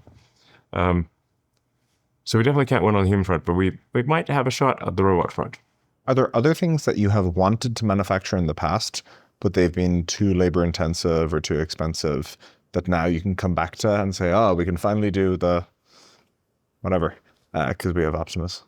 Yeah, I think we'd like to build more ore refineries at Tesla. So we just completed construction and have begun lithium refining without lithium refinery in Corpus Christi, Texas. We have a nickel refinery, which is for the cathode, that's here in Austin. And these are the largest. This is the largest cathode. This is the largest cathode refinery, largest lithium refinery, largest nickel and lithium refinery outside of China. And it's like the cathode team would say, like, we have the largest and the only, actually, cathode refinery in America. Many superlatives. Not just the largest, but it's also the only. So it's pretty big, even though it's the only one. But I mean, there are other things that you could do a lot more refineries and help help America be more competitive on refining capacity. So there's basically a lot of work for the Optimi to do that most Americans, very few Americans, frankly, want to do. I mean, I've actually. Is the refining work too dirty, or what's the? It's not. It's actually no. We don't. There's not. We don't have toxic emissions from the refinery or anything. Like the cathode nickel refinery is right sort of in Travis County, like 5 minutes from. Why can't you do it with humans? No, you can't. You just run out of humans. I see. Okay, yeah. like no matter what you do, you have 1/4 the number of humans in America than China. So if you have them do this thing, they can't do the other thing. So then well, how do you build this refining capacity? Well, you could do it with Optimi, but not very many Americans are pining to do refining. I mean, how many of you run into? Very few. What are you? Very few plan to refine.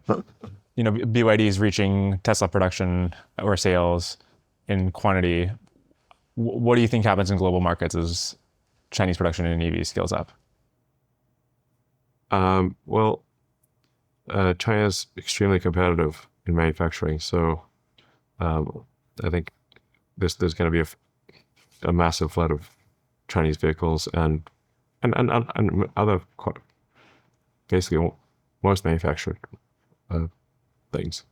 I mean, as it is, as I said, like China's like probably just twice as much refining as the rest of the world combined. Yeah. So if you go, if you just go down to like 4th and 5th tier supply chain stuff, like at the base level, we've got energy, then you've got mining and refining. Those foundation layers are, like I said, China, as a rough guess, China's doing twice as much refining as the rest of the world combined. So any given thing is going to have Chinese content because China's doing twice as much refining work as the rest of the world. And then they'll go all the way to the finished product with the cars. I mean, China's a powerhouse. I mean, I think this year China will exceed 3 times U.S. electricity output. And like electricity output is a reasonable proxy for for the economy. So like in order to run the factories and run everything, you need electricity. So electricity is a good proxy for the real economy. And so if China passes 3 times U.S. electricity output, it means that its industrial capacity, that's a rough approximation, is 3 times that, will be 3 times that of the U.S. Reading between the lines, it sounds like what you're sort of saying is, absent some sort of humanoid recursive miracle in the next few years, on the sort of like whole manufacturing, energy, raw materials chain, like China will just like dominate, whether it comes to like AI or manufacturing EVs or manufacturing humanoids. In the absence of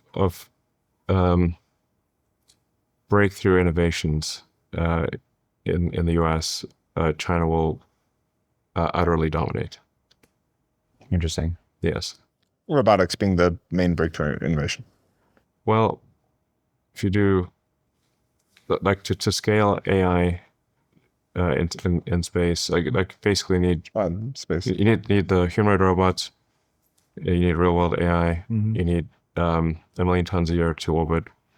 Like let's just say, like if we get the mass driver on the moon going, my favorite thing, then I think we'll have solved all our problems. Yeah. So this is like, I call that winning. I call that winning. Big time. You can finally be satisfied. You've done something. Yes. You have the mass driver on the moon.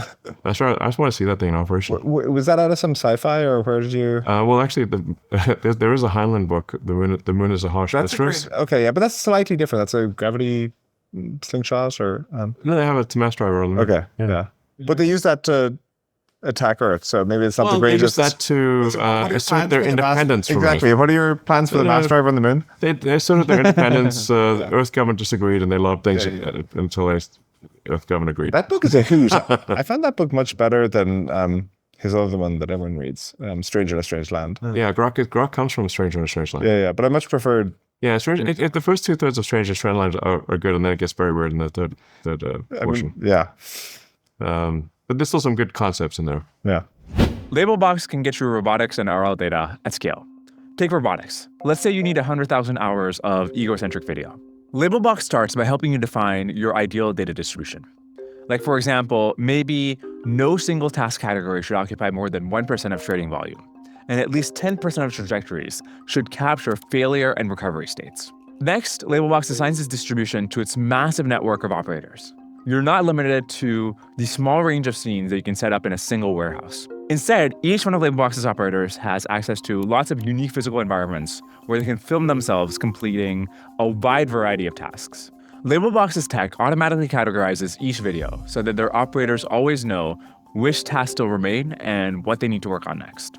For RL data, Labelbox takes a similar approach. They work with you to understand the right distribution of tasks, and then their subject matter experts build the hyper-realistic digital environments and rubrics that you need to collect the highest quality training data. So whether you're training robots in the real world or agents for computer use, Labelbox can help. Go to labelbox.com/Dwarkesh to learn more.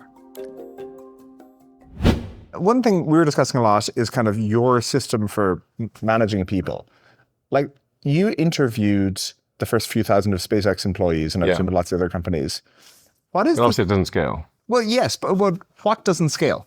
Me. I mean, Sure. I know that, but like, what are you looking for? I mean, literally, it's not enough hours in the day. It's impossible. But what are you looking for that someone else who's good at interviewing and hiring people? What's the je ne sais quoi? Well, at this point, I think I've got. I might have more training data on evaluating technical talent, especially, but talent of all kinds, I suppose, but technical talent especially, given that I've done so many technical interviews and then seen the results. Technical interviews, seen the results. So my training set is enormous and has a very wide range. Generally, the thing I ask for are bullet points for evidence of exceptional ability. So it's. But like it's and these things can be like pretty off the wall. It doesn't need to be in the domain, the specific domain, but evidence of exceptional ability. So if somebody can like cite like even one thing, but let's say three things where you go wow, then that's a good sign. But why do you have to be the one to determine that? Presumably, No, I don't. I can't be. It's impossible. Right. I mean, total head count across the whole company is 200,000 people. Right. So. But in the early days, what was it that you were looking for that couldn't be delegated in those interviews? Well, I guess I need to build my training set. So it's not like I would bat 1,000 here. I would make mistakes, but then I'd be able to see where I thought somebody would work out well, but they didn't, and then why did they not work out well, and what can I do to, I guess, RL myself to in the future. Have a better batting average when interviewing people. Mm-hmm. So, and my batting average is still not perfect, but it's very high. What are some surprising reasons people don't work out? Surprising reasons, like they don't understand technical domain, et cetera. But like, no, you've got like the long tail now of like, I was really excited about this person. It didn't work out. Curious why that happens. Yeah. So generally what I tell people. I tell myself, I guess aspirationally, is don't look at the resume, just believe your interaction. Mm. So if the resume may seem very impressive and it's like, wow, resume looks good, but if the conversation after 20 minutes is that conversation is not wow, you should believe the conversation, not the paper. I feel like part of your method is that there was this meme in the media a few years back about Tesla being a revolving door of executive talent. Whereas actually, I think when you look at it, Tesla's had a very consistent and internally promoted executive bench over the past few years. And then at SpaceX, you have all these folks like Mark Junkosa and Steve Davis. And Steve Davis runs Boring Company these days. No, now, but Bill Riley and folks like that. And it feels like part of has worked well is having very capable technical deputies. What do all of those people have in common? The Tesla is a sort of senior team. At this point, it's probably got average tenure of 10 or 12 years. It's quite long. Quite tenured. Yeah. But there are times when Tesla went through an extremely rapid growth phase. And so it was things were just somewhat sped up. And when a company, as you know, a company goes through different orders of magnitude of size, people who could help manage, say, a 50-person company versus a 500-person company versus a 5,000-person company versus a 50,000-person company. Yeah, you outgrew people. Yeah, it's just not the same team. Yes. It's not always the same team. So if a company is growing very rapidly, the rate at which executive positions will change will also be proportionate to the rapidity of the growth, generally. Then Tesla had a further challenge where when Tesla had very successful periods, we would be relentlessly recruited from, like relentlessly. Like when Apple had their electric car program, they were carpet bombing Tesla with recruiting calls. It was engineers just unplugged their phones. Like it just. I'm trying to get work done here. If I get one more call from an Apple recruiter, but their opening offer without any interview would be like double the compensation at Tesla. So we had a bit of the Tesla pixie dust thing where it's like, oh, if you hire a Tesla executive, everything's going to be successful. And I've fallen prey to the pixie dust, thing as well, where it's like, oh, we'll hire someone from Google or Apple and they'll be immediately successful, but that's not how it works. People are people. There's not like magical pixie dust. Yes. So when we'd have the pixie dust problem, we would get relentlessly recruited, and then also Tesla being engineering, especially being primarily in Silicon Valley, it's easier for people to just they don't have to change their life very much. Yes. They can just their commute's going to be the same. Yes. So how do you prevent that? How do you prevent the pixie dust effect for everyone's trying to poach all your people? I don't think we can. I don't think there's much we can do to stop it. But that's one of the reasons why Tesla, they're really being in Silicon Valley, and having the pixie dust thing at the same time meant that there was just a very, very aggressive recruitment. Presumably being in Austin helps then. Austin, yeah, it still helps. Tesla still has a majority of its engineering in California. For getting engineers to move, I call it the significant other problem. Yes. So significant others have jobs. Yeah. Yeah, exactly. So for Starbase, that was particularly difficult. Yes. Since the odds of finding a non-SpaceX job Brownsville, Texas. Pretty low, yeah. Yeah. It's quite difficult. I mean, it's like a technology monastery sort of thing. Remote and mostly dudes. But again, if you go not back, much of an improvement over SF. Yeah. If you go back to these people who've really been very effective in a technical capacity at Tesla, at SpaceX, and those sorts of places, what do you think they have in common other than, like, is it just that they're very sharp on the, rocketry or the, the technical foundations? Or do you think it's something organizational? It's something about their ability to work with you? Is it their ability to, like, be, flexible but not too flexible? What makes a good sparring partner for you? I don't think of it as a sparring partner. I mean, if somebody gets things done, I love them, and if they don't, I hate them.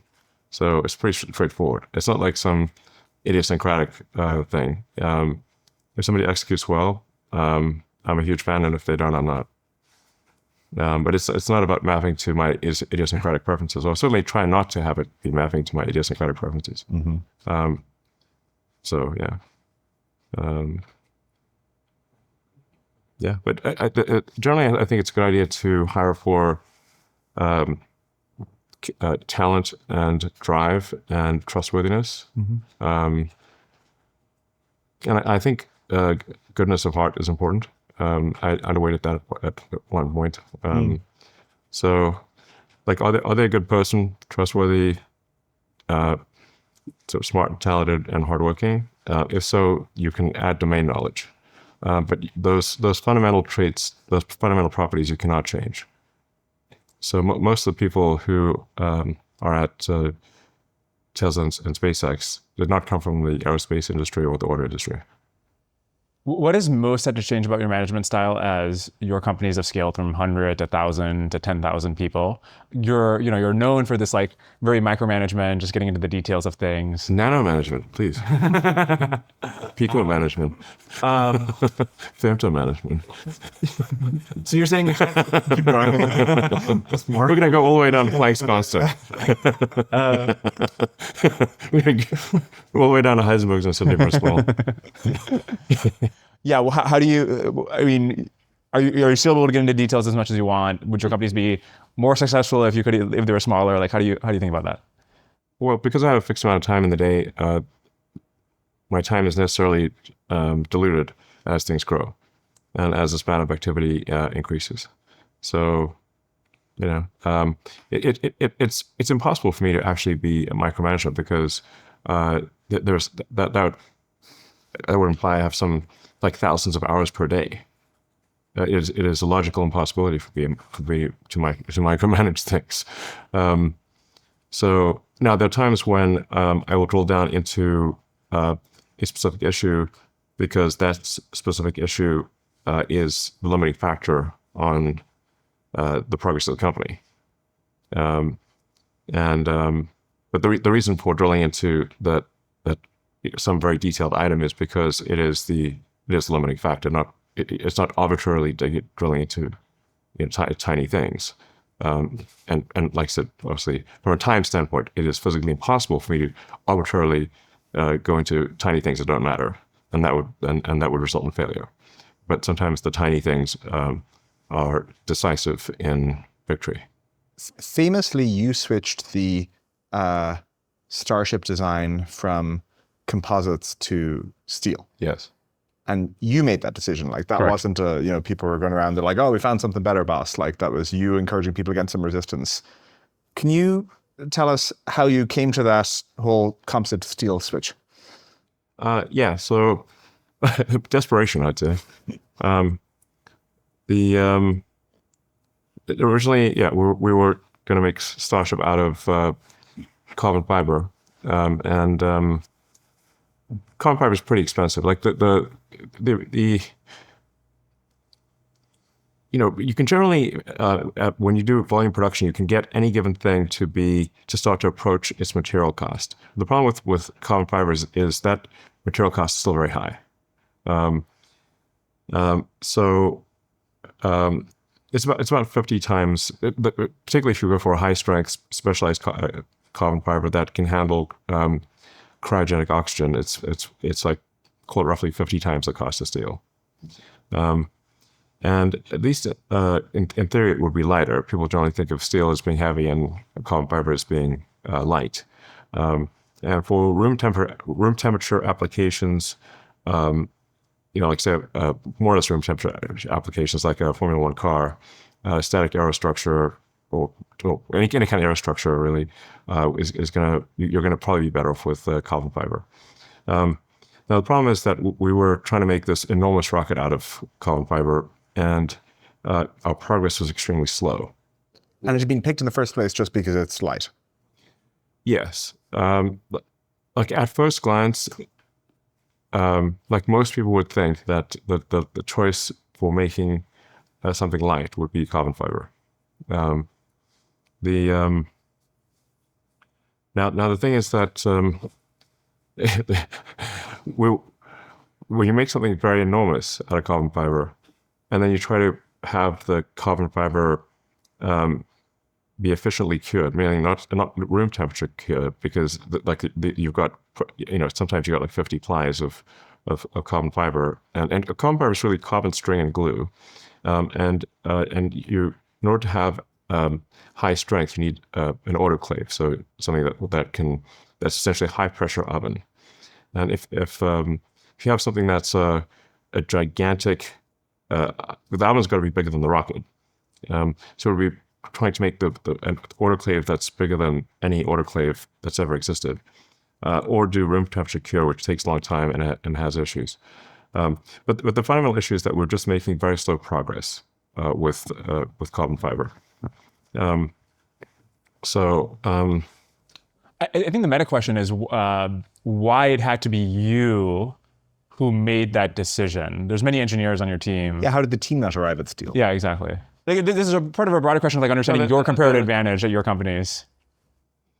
It was because we were making very slow progress with carbon fiber. I was like, okay, we've got to try something else. Now, for the Falcon 9, the primary airframe is made of aluminum lithium, which has very, very good strength to weight. Actually, it has about the same, maybe better strength to weight for its application than carbon fiber. But aluminum lithium is very difficult to work with. In order to weld it, you have to do something called friction stir welding, where you join the metal without it entering the liquid phase. So it's kind of wild that you could do that, but with this particular type of welding, you can do that. But it's very difficult to let's say you want to make a modification or attach something to aluminum lithium. You now have to use a mechanical attachment with seals. You can't weld it on. So I want to avoid using aluminum lithium for the primary structure for Starship, and there was this very special grade of carbon fiber that had very, very good mass properties. So with rocket, you're really trying to maximize the percentage of the rocket that is propellant, minimize the mass, obviously, and But like I said, we were making very slow progress, and I said, at this rate, we're never going to get to Mars. So we better think of something else.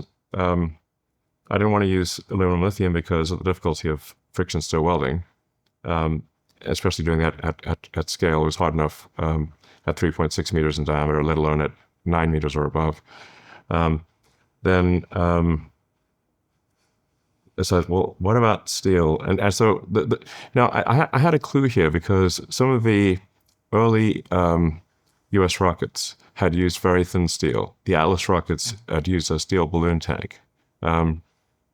So it's not like steel had never been used before. It actually had been used. And when you look at the material properties of stainless steel, especially if it's been very like full hard, strain hardened stainless steel at cryogenic temperature, the strength to weight is actually similar to carbon fiber. So if you look at the material properties at room temperature, it looks like the steel is going to be twice as heavy. But if you look at the material properties at cryogenic temperature of full hard steel, stainless of particular grades, then you actually get to a similar strength to weight as carbon fiber. And in the case of Starship, both the fuel and the oxidizer are cryogenic. So for Falcon 9, the fuel is rocket propellant grade kerosene, basically pure, like a very pure form of jet fuel, which is but that is roughly room temperature. Although we do actually chill it slightly below. We chill it like a beer. Delicious. Yeah, we do chill it, but it's not cryogenic. In fact, if we made it cryogenic, it would just turn to wax. So, but for Starship, it's liquid methane and liquid oxygen. They are liquid at similar temperatures. So basically, almost the entire primary structure is at cryogenic temperature.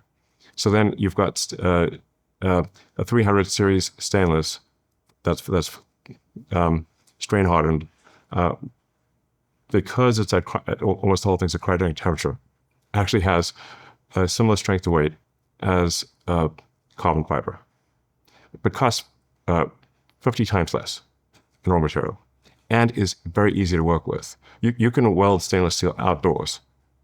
You could smoke a cigar while welding stainless steel. It's very resilient. You can modify it easily. It's if you want to attach something, you just weld it right on. So very easy to work with, very low cost, and like I said, at cryogenic temperature, similar strength to weight to carbon fiber. Then when you factor in that we have a much reduced heat shield mass, because the melting point of steel is much greater than the melting point of aluminum. It's about twice the melting point of aluminum. And so you can just run the rocket much hotter? Yes. So especially for the ship, which is coming in like a blazing meteor, it is you can greatly reduce the mass of the heat shield. So you can cut the mass of the windward part of the heat shield in maybe in half, and you don't need any heat shielding on the leeward side. The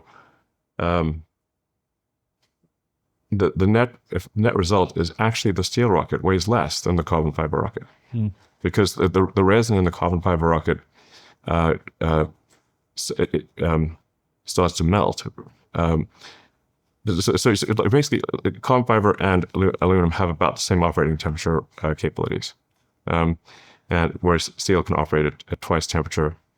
I mean, these are very rough approximations. People will. I won't build a rocket base. What happens is like people will say, "Oh, he said it's twice. It's actually 0.8." Oh, shut up, assholes. But that's what the main comment's going to be about. God damn it. Okay. So the point is, actually, in retrospect, we should have started with done steel in the beginning. It was dumb not to do steel. Okay, but to play this back to you, what I'm hearing is that steel was a riskier, less proven path other than the early US rockets versus carbon fiber was like a worse but more proven out path. And so you need to be the one to push for, hey, we're going to do this riskier path and just figure it out.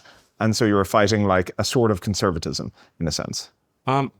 That's why I initially said like the issue is that we weren't making fast enough progress.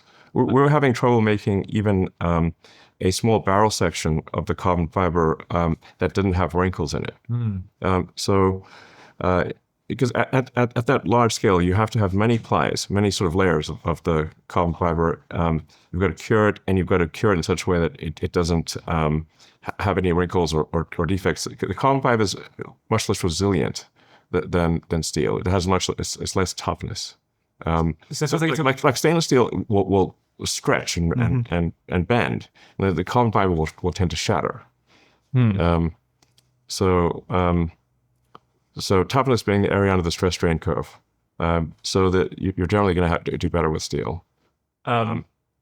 Stainless steel, to be precise. One other Starship question. So I visited Starbase, I think it was 2 years ago, with Sam Teller, and that was awesome. It was very cool to see in a whole bunch of ways. One thing I noticed was that people really took pride in the simplicity of things, where, everyone wants to tell you how Starship is just a big soda can, and we're hiring welders, and if you can weld in any industrial project, you can weld here. But there's a lot of pride in the simplicity. And frankly, Starship is a very complicated rocket. So that's what I'm getting at. Are things simpler or are they complex? I think maybe what they're trying to say is that you don't have to have like prior experience in the rocket industry to work on a Starship. Somebody just needs to be smart and work hard, and be trustworthy, and they can work on a rocket. They don't need prior rocket experience. Starship is the most complicated machine ever made by humans, by a long shot. In what regard? Anything really. I'd say there isn't a more complex machine. I'd say that there's pretty much any project I can think of would be easier than this. And that's why no one has made a rapidly reusable. Nobody has ever made a fully reusable orbital rocket. It's a very hard problem.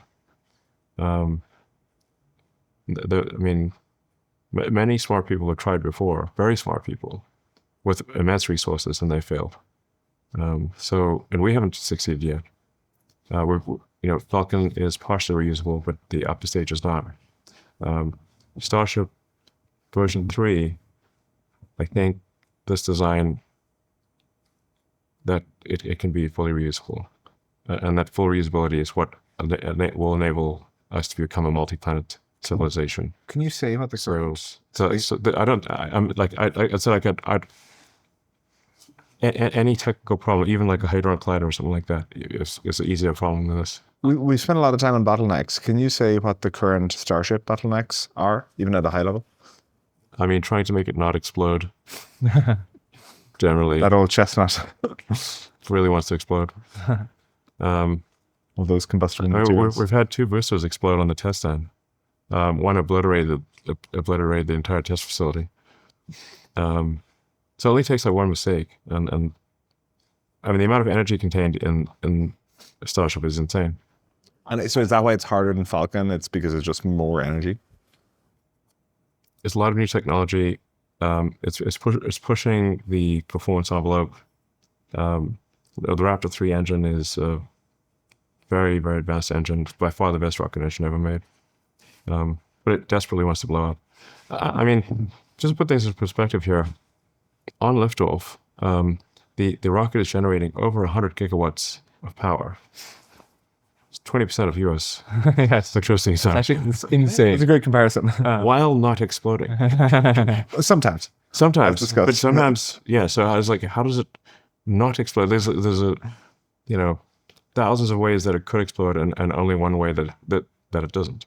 So we want it to not merely not explode, but fly reliably on a daily basis, like once per hour. And obviously, it blows up a lot. It's very difficult to maintain that launch cadence. Yes. And then, but I say like what's the single biggest remaining problem for Starship? It's having the heat shield be reusable, that such that no one has ever made a reusable orbital heat shield.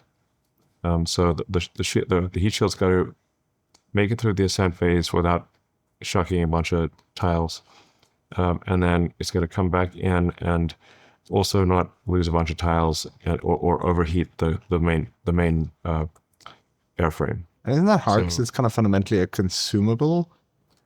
Well, yes, but your brake pads in your car are also consumable, but they last a very long time. Fair. Okay. So it just needs to last a very long time. That's it. Just trying to. I mean, we have brought the ship back and had it do a soft landing in the ocean. We've done that a few times, but it lost a lot of tiles. It was not reusable without a lot of work. Yeah. So even though it did land, it did come to soft landing, would not have been reusable without a lot of work. And that, so it's not really reusable in that sense. So that's the biggest problem that remains, is fully reusable heat shield. So like if you want to be able to land it, refill propellant and fly again, without you can't go do this laborious inspection of 40,000 tiles type of thing. I'm curious how you drive. Like when I read biographies of yours, it just it seems like you're just able to drive the sense of like urgency and drive the sense of like this is the thing that can scale. And I'm curious why you think other organizations of your, like SpaceX and Tesla are really big companies now, and you're still able to keep that culture. What goes wrong with other companies such that they're not able to do that? I don't know. But like today, you said you had like a bunch of SpaceX meetings. Like, what is it that you're doing there that's like keeping that? That's adding urgency. Yeah. Well, I don't know. I guess the urgency is going to come from whoever's leading the company. So my sense of urgency, I have like a maniacal sense of urgency. So that maniacal sense of urgency projects through the rest of the company. Is it because of consequences? They're like, if Elon set a crazy deadline, but if I don't get it, I know what happens to me. Is it just you're able to identify bottlenecks and get rid of them so people can move fast? Like, how do you think about why your companies are able to move fast? Yeah, I'm constantly addressing the limiting factor. So, I mean, on the deadlines front, I generally actually try to aim for a deadline that I at least think is at the 50th percentile. So it's not like an impossible deadline, but it's the most aggressive deadline I can think of that could be achieved with 50% probability. Which means that it will be late half the time. But whatever, like there is like a law of gaseous expansion that applies to schedules. Like whatever schedule you like, if you said we're going to do this something in like 5 years, which to me is like infinity time, it will expand to fully available schedule, and it'll take 5 years. There's a physical limit. Like that, like physics will limit how fast you can do certain things. Like so, like scaling up manufacturing. There's a rate at which you can move the atoms and scale manufacturing. That's why you can't like instantly make 1 million of something, million units a year or something. You've got to design the manufacturing line. You got to bring it up. You got to ride the S curve of production. So yeah, I mean, I guess like I'm trying to think, what can I say that's actually helpful to people? I think generally a maniacal sense of urgency is a very big deal. And you want to have an aggressive schedule, and then you want to figure out what the limiting factor is at any point in time, and help the team address that limiting factor. Can you maybe talk about so Starlink was slowly in the works for many years. And yeah, we talked about it all the way in the beginning of the company. Yeah, and so then there was a team you had built in Redmond, and then at one point you decided this team is just not cutting it. But again, how did you, like, it went for a few years slowly, and so why didn't you act earlier, and why did you act when you did? Like, why was that the right moment at which to act? I mean, I have these very detailed engineering reviews weekly. That's maybe a very unusual level of granularity. I don't know anyone who runs a company, or at least a manufacturing company, that goes into the level of detail that I go into. So it's not as though, like, I have a pretty good understanding of what's actually going on, because we go through things in detail. And I'm a big believer in skip level meetings, where the individuals, instead of having the person that reports to me say things, it's everyone that reports to them says something in the technical review, and there can't be advanced preparation. So otherwise, you're going to get glazed. As I say these days. Yeah, exactly. Very Gen Z of you. Very Gen Z. How do you prevent advanced administration? You just like call them randomly? Like, no, just go around the room and everyone provides an update. Okay. I mean, it's a lot of information to keep in your head, because you've got then, say, if you have meetings weekly or twice weekly, you've got a snapshot of what that person said, and you can then plot the progress points. You can sort of mentally plot the points on a curve and say, are we converging to a solution or not? Or are we,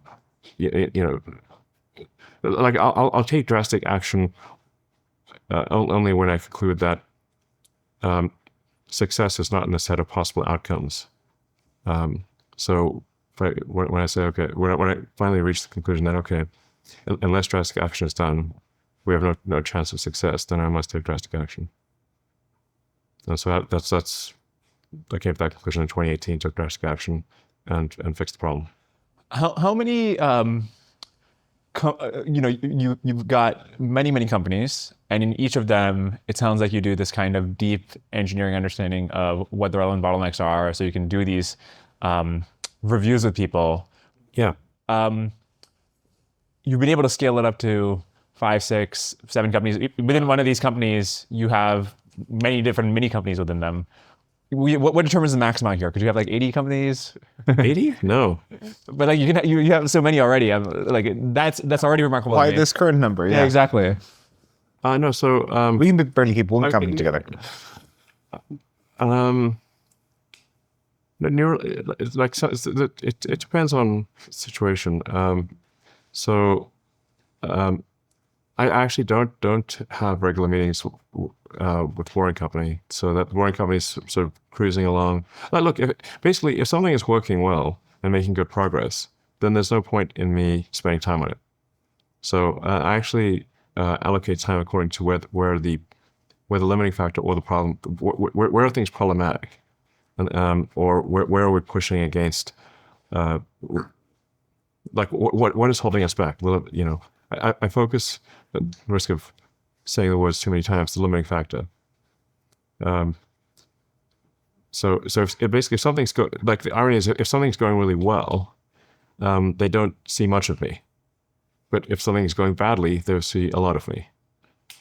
So if something, or not even badly. It's like if something's a limiting factor. It's a limiting factor, exactly. It's not exactly going badly, but it's the thing it's the thing that we need to make go faster to. And so when max. something's a limiting factor at SpaceX or Tesla, are you like talking weekly, daily with the engineer that's working on it? How does that actually work? Most things that are a limiting factor are weekly, and some things are twice weekly. So the AI5 chip review is twice weekly, and so it's every Tuesday and Saturdays is the chip review. Is it open-ended in how long it goes? Technically, yes, but usually it's like 2 or 3 hours. So I mean, sometimes less. It depends on how much information we've got to go through. Yeah.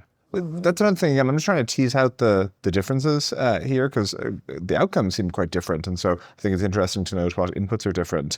And it feels like the corporate world, one, like you're saying, just the CEO doing engineering reviews does not always happen, despite the fact that that is what the company is doing. But then time is often pretty finely sliced into, half-hour meetings or even 15-minute meetings. And it seems like you hold more open-ended, we're talking about it until we figure it out type meetings. Yeah. Yeah, sometimes, but most of them seem to more or less stay on time.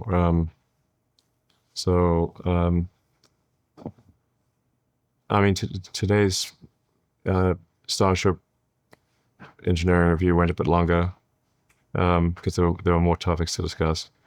They're trying to figure out how to scale to 1 million plus tons to orbit per year is quite challenging.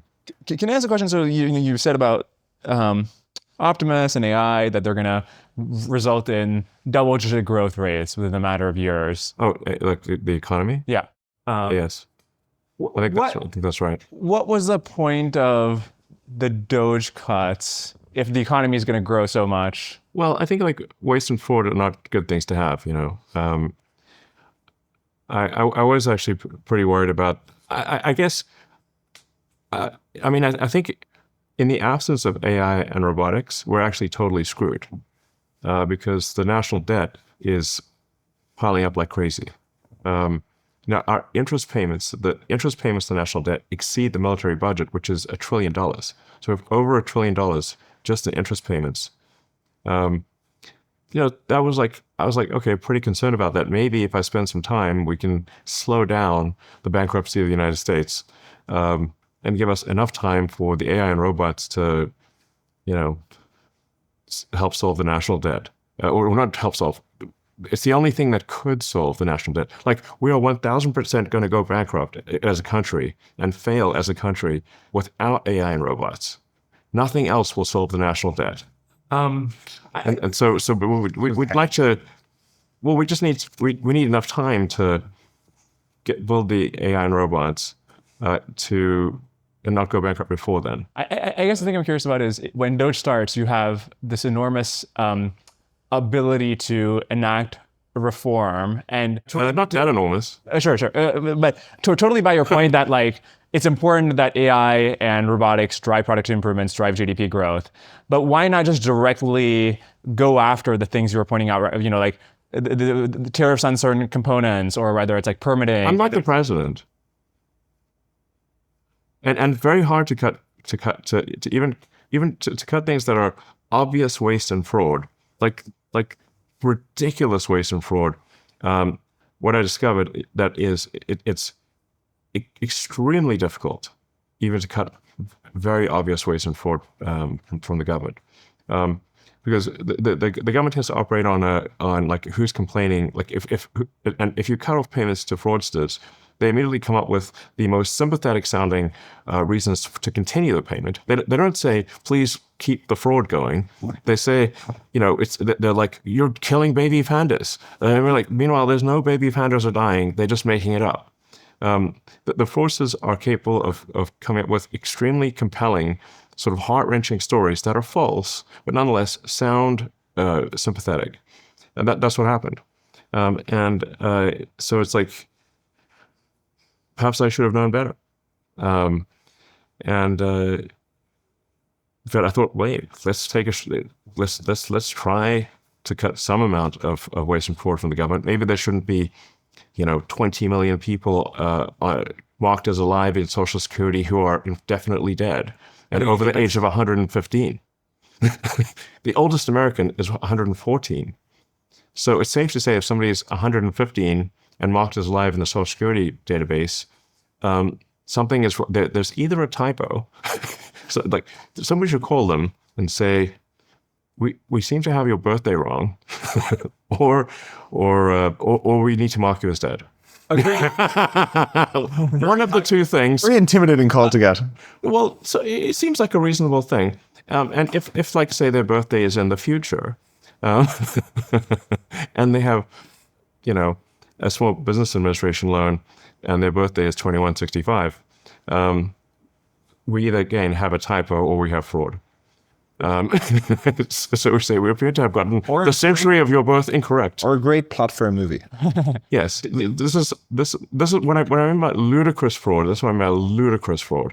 Were those people getting payments? So some were getting payments from Social Security, but the main fraud vector was to mark somebody as alive in Social Security and then use every other government payment system to basically to do fraud. Because what those other government payment systems they would simply do an "Are you alive?" check to the Social Security database. It's a bank shot. What would you estimate is like the total amount of fraud from this mechanism? My guess is, and other. By the way, the Government Accountability Office has done these estimates before. I'm not the only one who's coming out of this. In fact, I think they did. The GAO did analysis, a rough estimate of fraud during the Biden administration, and calculated at roughly $500 billion. So don't take my word for it. Take a report issued during the Biden administration. How about that? From this Social Security mechanism? It's one of many. It's important to appreciate that the government is very ineffective at stopping fraud, because it's not like if it was a company like stopping fraud, you've got a motivation because it's affecting the earnings of your company. But the government just print more money. So it's not like you need caring and competence. And these are in short supply at the federal level. Yeah, sorry. I mean, when you go to the DMV, do you think, wow, this is a bastion of competence? Well, now imagine it's worse than the DMV, because it's the DMV that can print money. So was it not possible? At least the state level DMVs the states more or less need to stay within their budget or they go bankrupt. But the federal government just prints more money. Well, was it not possible to cut that? If there's actually $500 billion of fraud, why was it not possible to cut all that? Because when as soon as we actually no.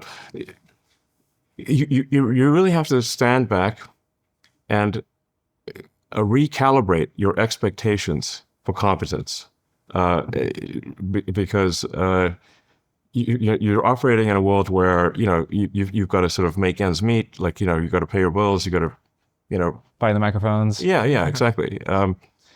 So you if you don't have it's not like there's a giant, largely uncaring monster bureaucracy. It's not even and a bunch of anachronistic computers that are just sending payments. Like one of the things that the DOGE team did, there was, and it sounds so simple, that probably will save let's say 100 billion, maybe 200 billion a year, is simply requiring that payments from the main treasury computer, which is called PAMS, like Payment Accounts Master or something like that. There's 5 trillion payments a year. Requiring that any payment that goes out have a payment appropriation code, make it mandatory, not optional, and that you have anything at all in the comment field. Because you have to recalibrate how dumb things are. But you think payments were being sent out with no appropriation code, not checking back to any congressional appropriation, and no explanation. And this is why the Department of War, formerly the Department of Defense, cannot pass an audit, because the information is literally not there. Recalibrate your expectations. I want to better understand this $500 billion number, because there was an IG report in 2024. How, why is it so low? Maybe, but which found that like over 7 years, the Social Security fraud they estimated was like 70 billion over 7 years, so like 10 billion a year. So I'd be curious to see what like the other 490 billion is. Federal government expenditures are $7.5 trillion a year. Yeah. What percentage? How competent do you think government is? The discretionary spending there is like 15%. Yeah, but it doesn't matter. Most of the fraud is non-discretionary. It's basically fraudulent Medicare, Medicaid, Social Security,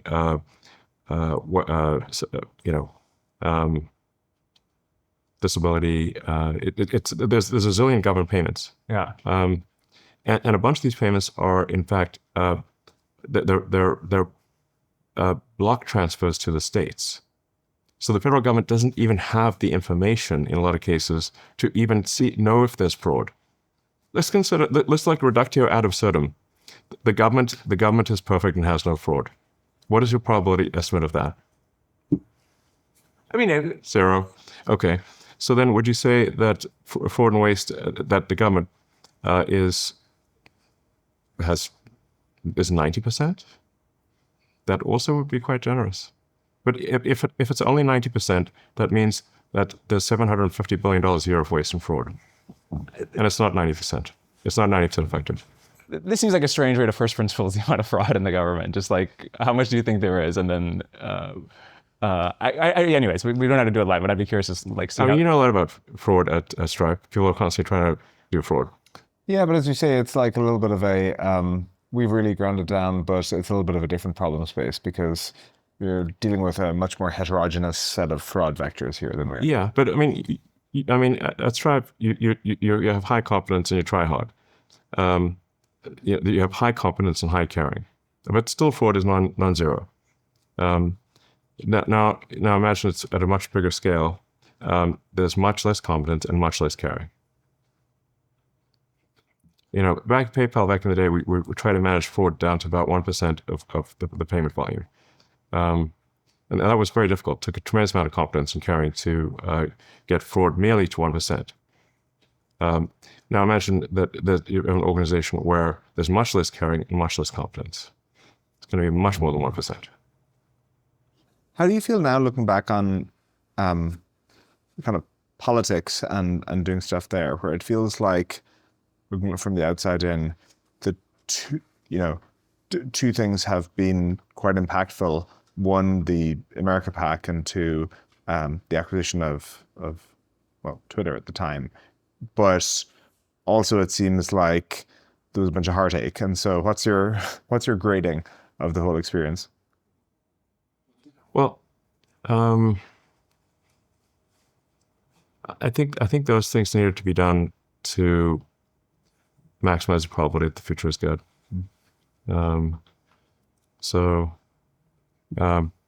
But politics generally is very tribal, and it's very tribal, and people lose their objectivity usually with politics. Like they generally have trouble seeing the good on the other side or the bad on their own side. That's generally how it goes.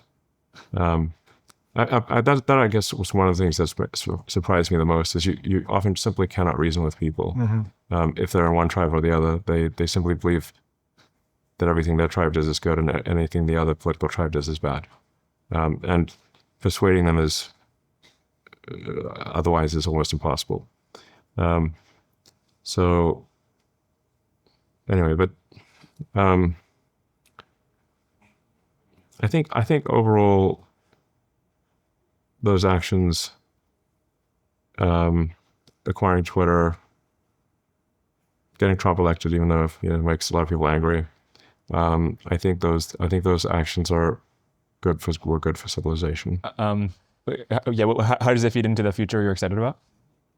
Well, America needs to be strong enough to last long enough to extend life to other planets and to get, I guess, AI and robotics to the point where we can ensure that the future is good. Like on the other hand, if we were to descend into, say, communism or some situation where the state was extremely oppressive, that would mean that we might not be able to become multiplanetary. and the state might stamp out our progress in AI and robotics. How do you feel about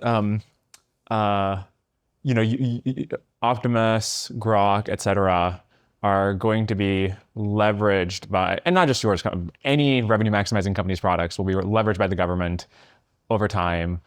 How does this concern manifest in what private companies should be willing to give governments? What kinds of guardrails should AI models be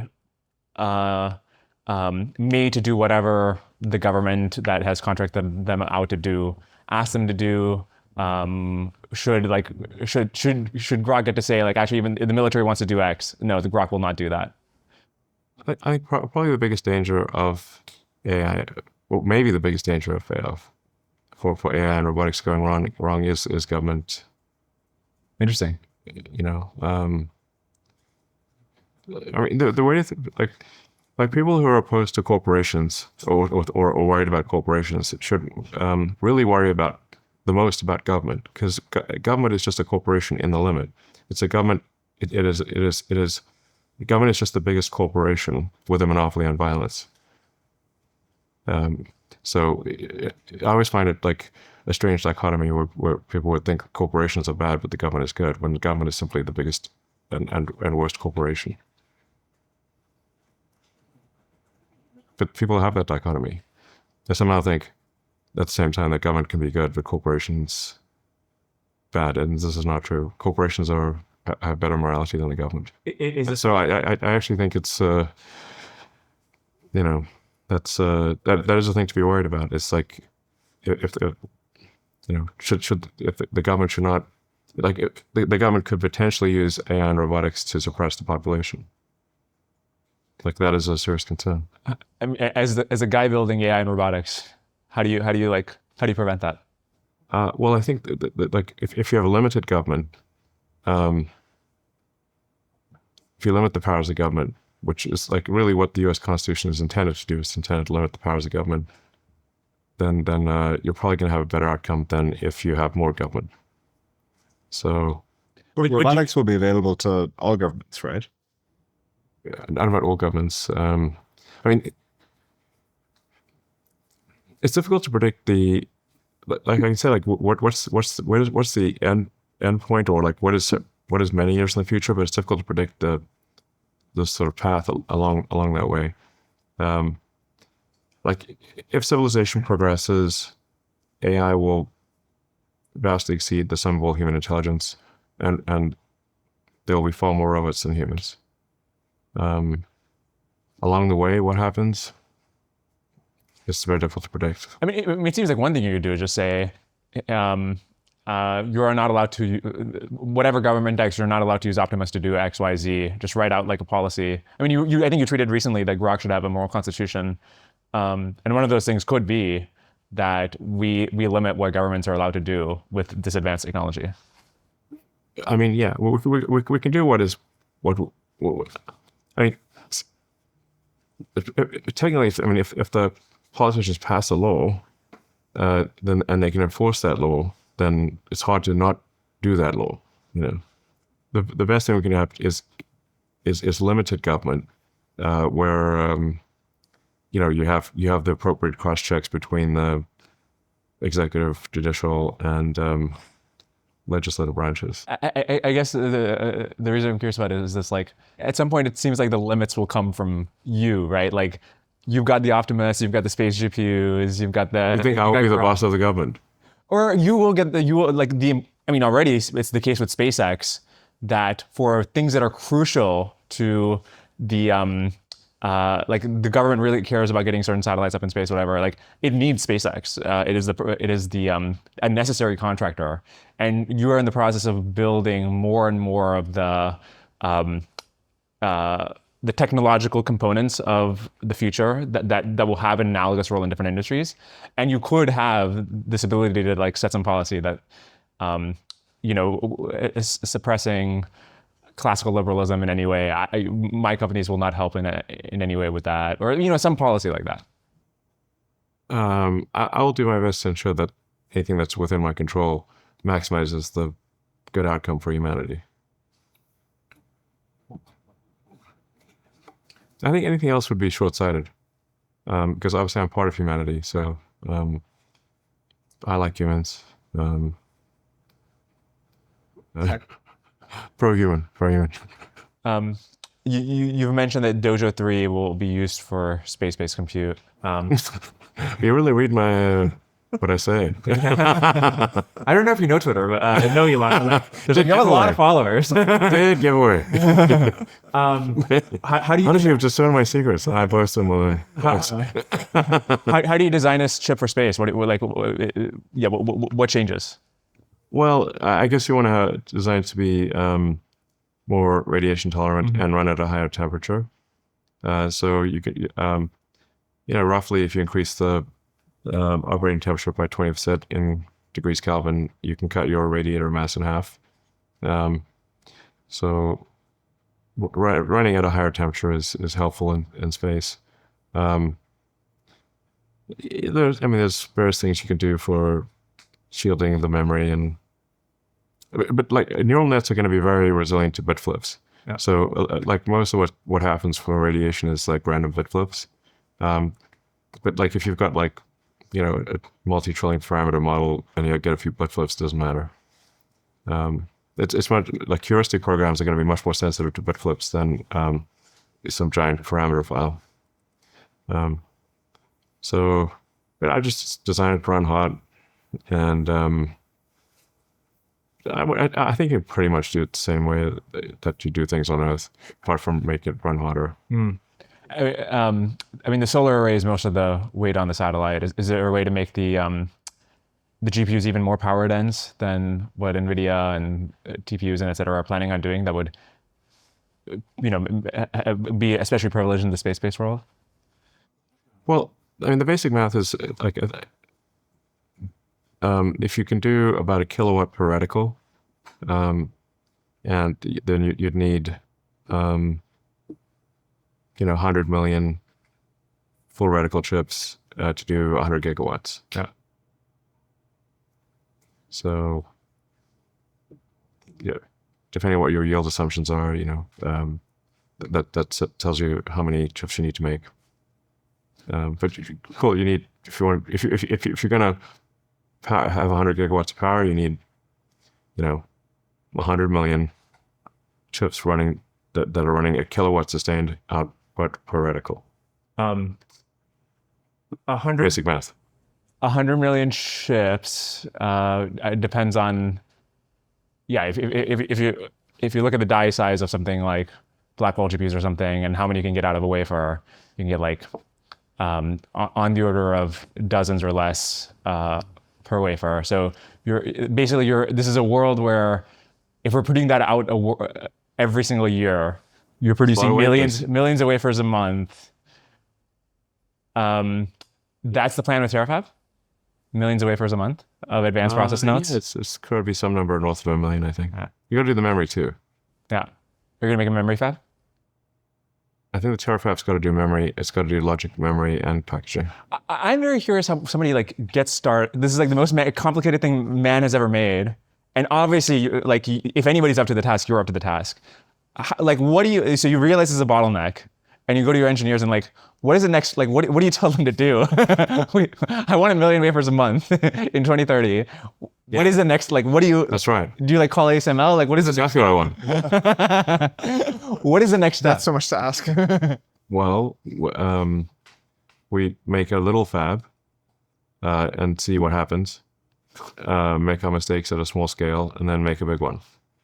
Is a little fab done, or is No, it's not done. Okay. People would. We're not going to keep that cat in the bag. That cat's going to come out of the back room. There'll be like drones hovering over the bloody thing. You'll be able to see its construction progress on X, right? In real time. So no, I don't know. We could just flounder and fail here. To be clear, it's not success is not guaranteed, but. Since we want to try to make, something like 100 million. Yeah, we want 100 gigawatts of power and 100 chips that can take 100 gigawatts, right? So call it, but by 2030. So then, and we'll take as many chips as our suppliers will give us. I've actually said this to TSMC and Samsung and Micron. It's like, please build your more fabs faster, and we will guarantee to buy the output of those fabs. So that they're already like moving as fast as they can. Like it's not like, to be clear, it's not like us. It's not like either. It's not like it's us plus them. There's a narrative that the people doing AI want a very large number of chips as quickly as possible, and then many of the input suppliers, the fabs, but also the turbine manufacturers, are not ramping up production very quickly. No, and the explanation you hear is that they're dispositionally conservative. They're Taiwanese or German, as the story may be, and they just don't believe this AI. Is that really the explanation, or is there something else? Well, I mean, it's reasonable to, if somebody's been in, say, the computer memory business for 30 or 40 years, and they've seen cycles. They've seen boom and bust 10 times. Yeah. So that's a lot of layers of scar tissue. So it's like during the boom times, looks like everything is going to be great forever, and then the crash happens, and then they're desperately trying to avoid bankruptcy. And then there's another boom and then another crash. Are there other ideas you think others should go pursue that you're not, for whatever reasons, right now? I mean, there are a few companies that are pursuing new ways of doing chips, but they're just not scaling fast. I don't even mean within AI. I mean just generally. I'd say people should do the thing that where they find that they're highly motivated to do that thing, as opposed to some idea that I suggest. They should do the thing that they find personally interesting and motivating to do.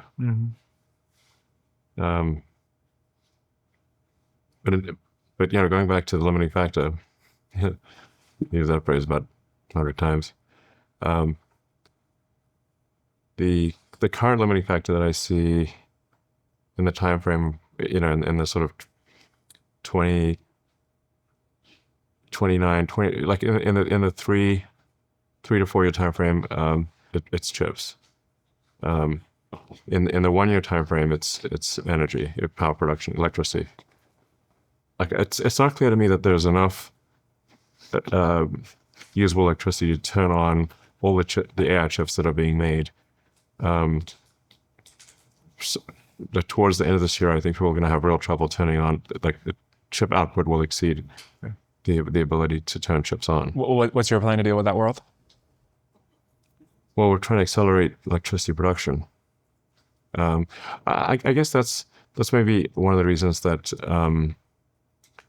xAI will be maybe the leader, hopefully the leader, is that we'll be able to turn on more chips than other people can turn on faster, because we're good at hardware, and generally the innovations from the corporations that call themselves labs, the ideas tend to flow. It's rare to see that there's more than about a 6-month difference between the ideas travel back and forth with the people. So I think you sort of hit the hardware wall, and then whichever company can scale hardware the fastest will be the leader. And so I think xAI will be able to scale hardware the fastest, and therefore most likely will be the leader. You joked, or were self-conscious about using the limiting factor phrase again, but I actually think there's something deep here. And if you look at a lot of things we've touched on over the course of it, maybe kind of a good note to end on. If you think of a senescent, lower agency company, it would have some bottleneck and not really be doing anything about it. Mark Andreessen had the line of most people are willing to endure any amount of chronic pain to avoid acute pain. And it feels like a lot of the cases we're talking about are just leaning into the acute pain, whatever it is. It's like, okay, we got to figure out how to, work with steel, or we got to figure out how to run the chips in space, or like we'll take some near-term acute pain to actually solve the bottleneck. And so that's kind of a unifying theme. I have a high pain threshold. That's helpful. Solve the bottlenecks. Yes. Yeah. So, one thing I can say is like, I think the future is going to be very interesting. And as I said, the Davos up, I was literally at Davos, I think it was on the ground for like 3 hours or something. It's better to err on the side of optimism and be wrong than err on the side of pessimism and be right, for quality of life. So, your happiness will be, you'll be happier if you err on the side of optimism rather than erring on the side of pessimism. And so I recommend erring on the side of optimism. Let's do that. Cool. Elon, thanks for doing this. Thank you. All right, thanks, guys. All right. Oh, great stamina. Yeah. Hopefully this didn't count as a pain in the pain tolerance. Hey everybody, I hope you enjoyed that episode. If you did, the most helpful thing you can do is just share it with other people who you think might enjoy it. It's also helpful if you leave a rating or a comment on whatever platform you're listening on. If you're interested in sponsoring the podcast, you can reach out at dwarkesh.com/advertise. Otherwise, I'll see you on the next one.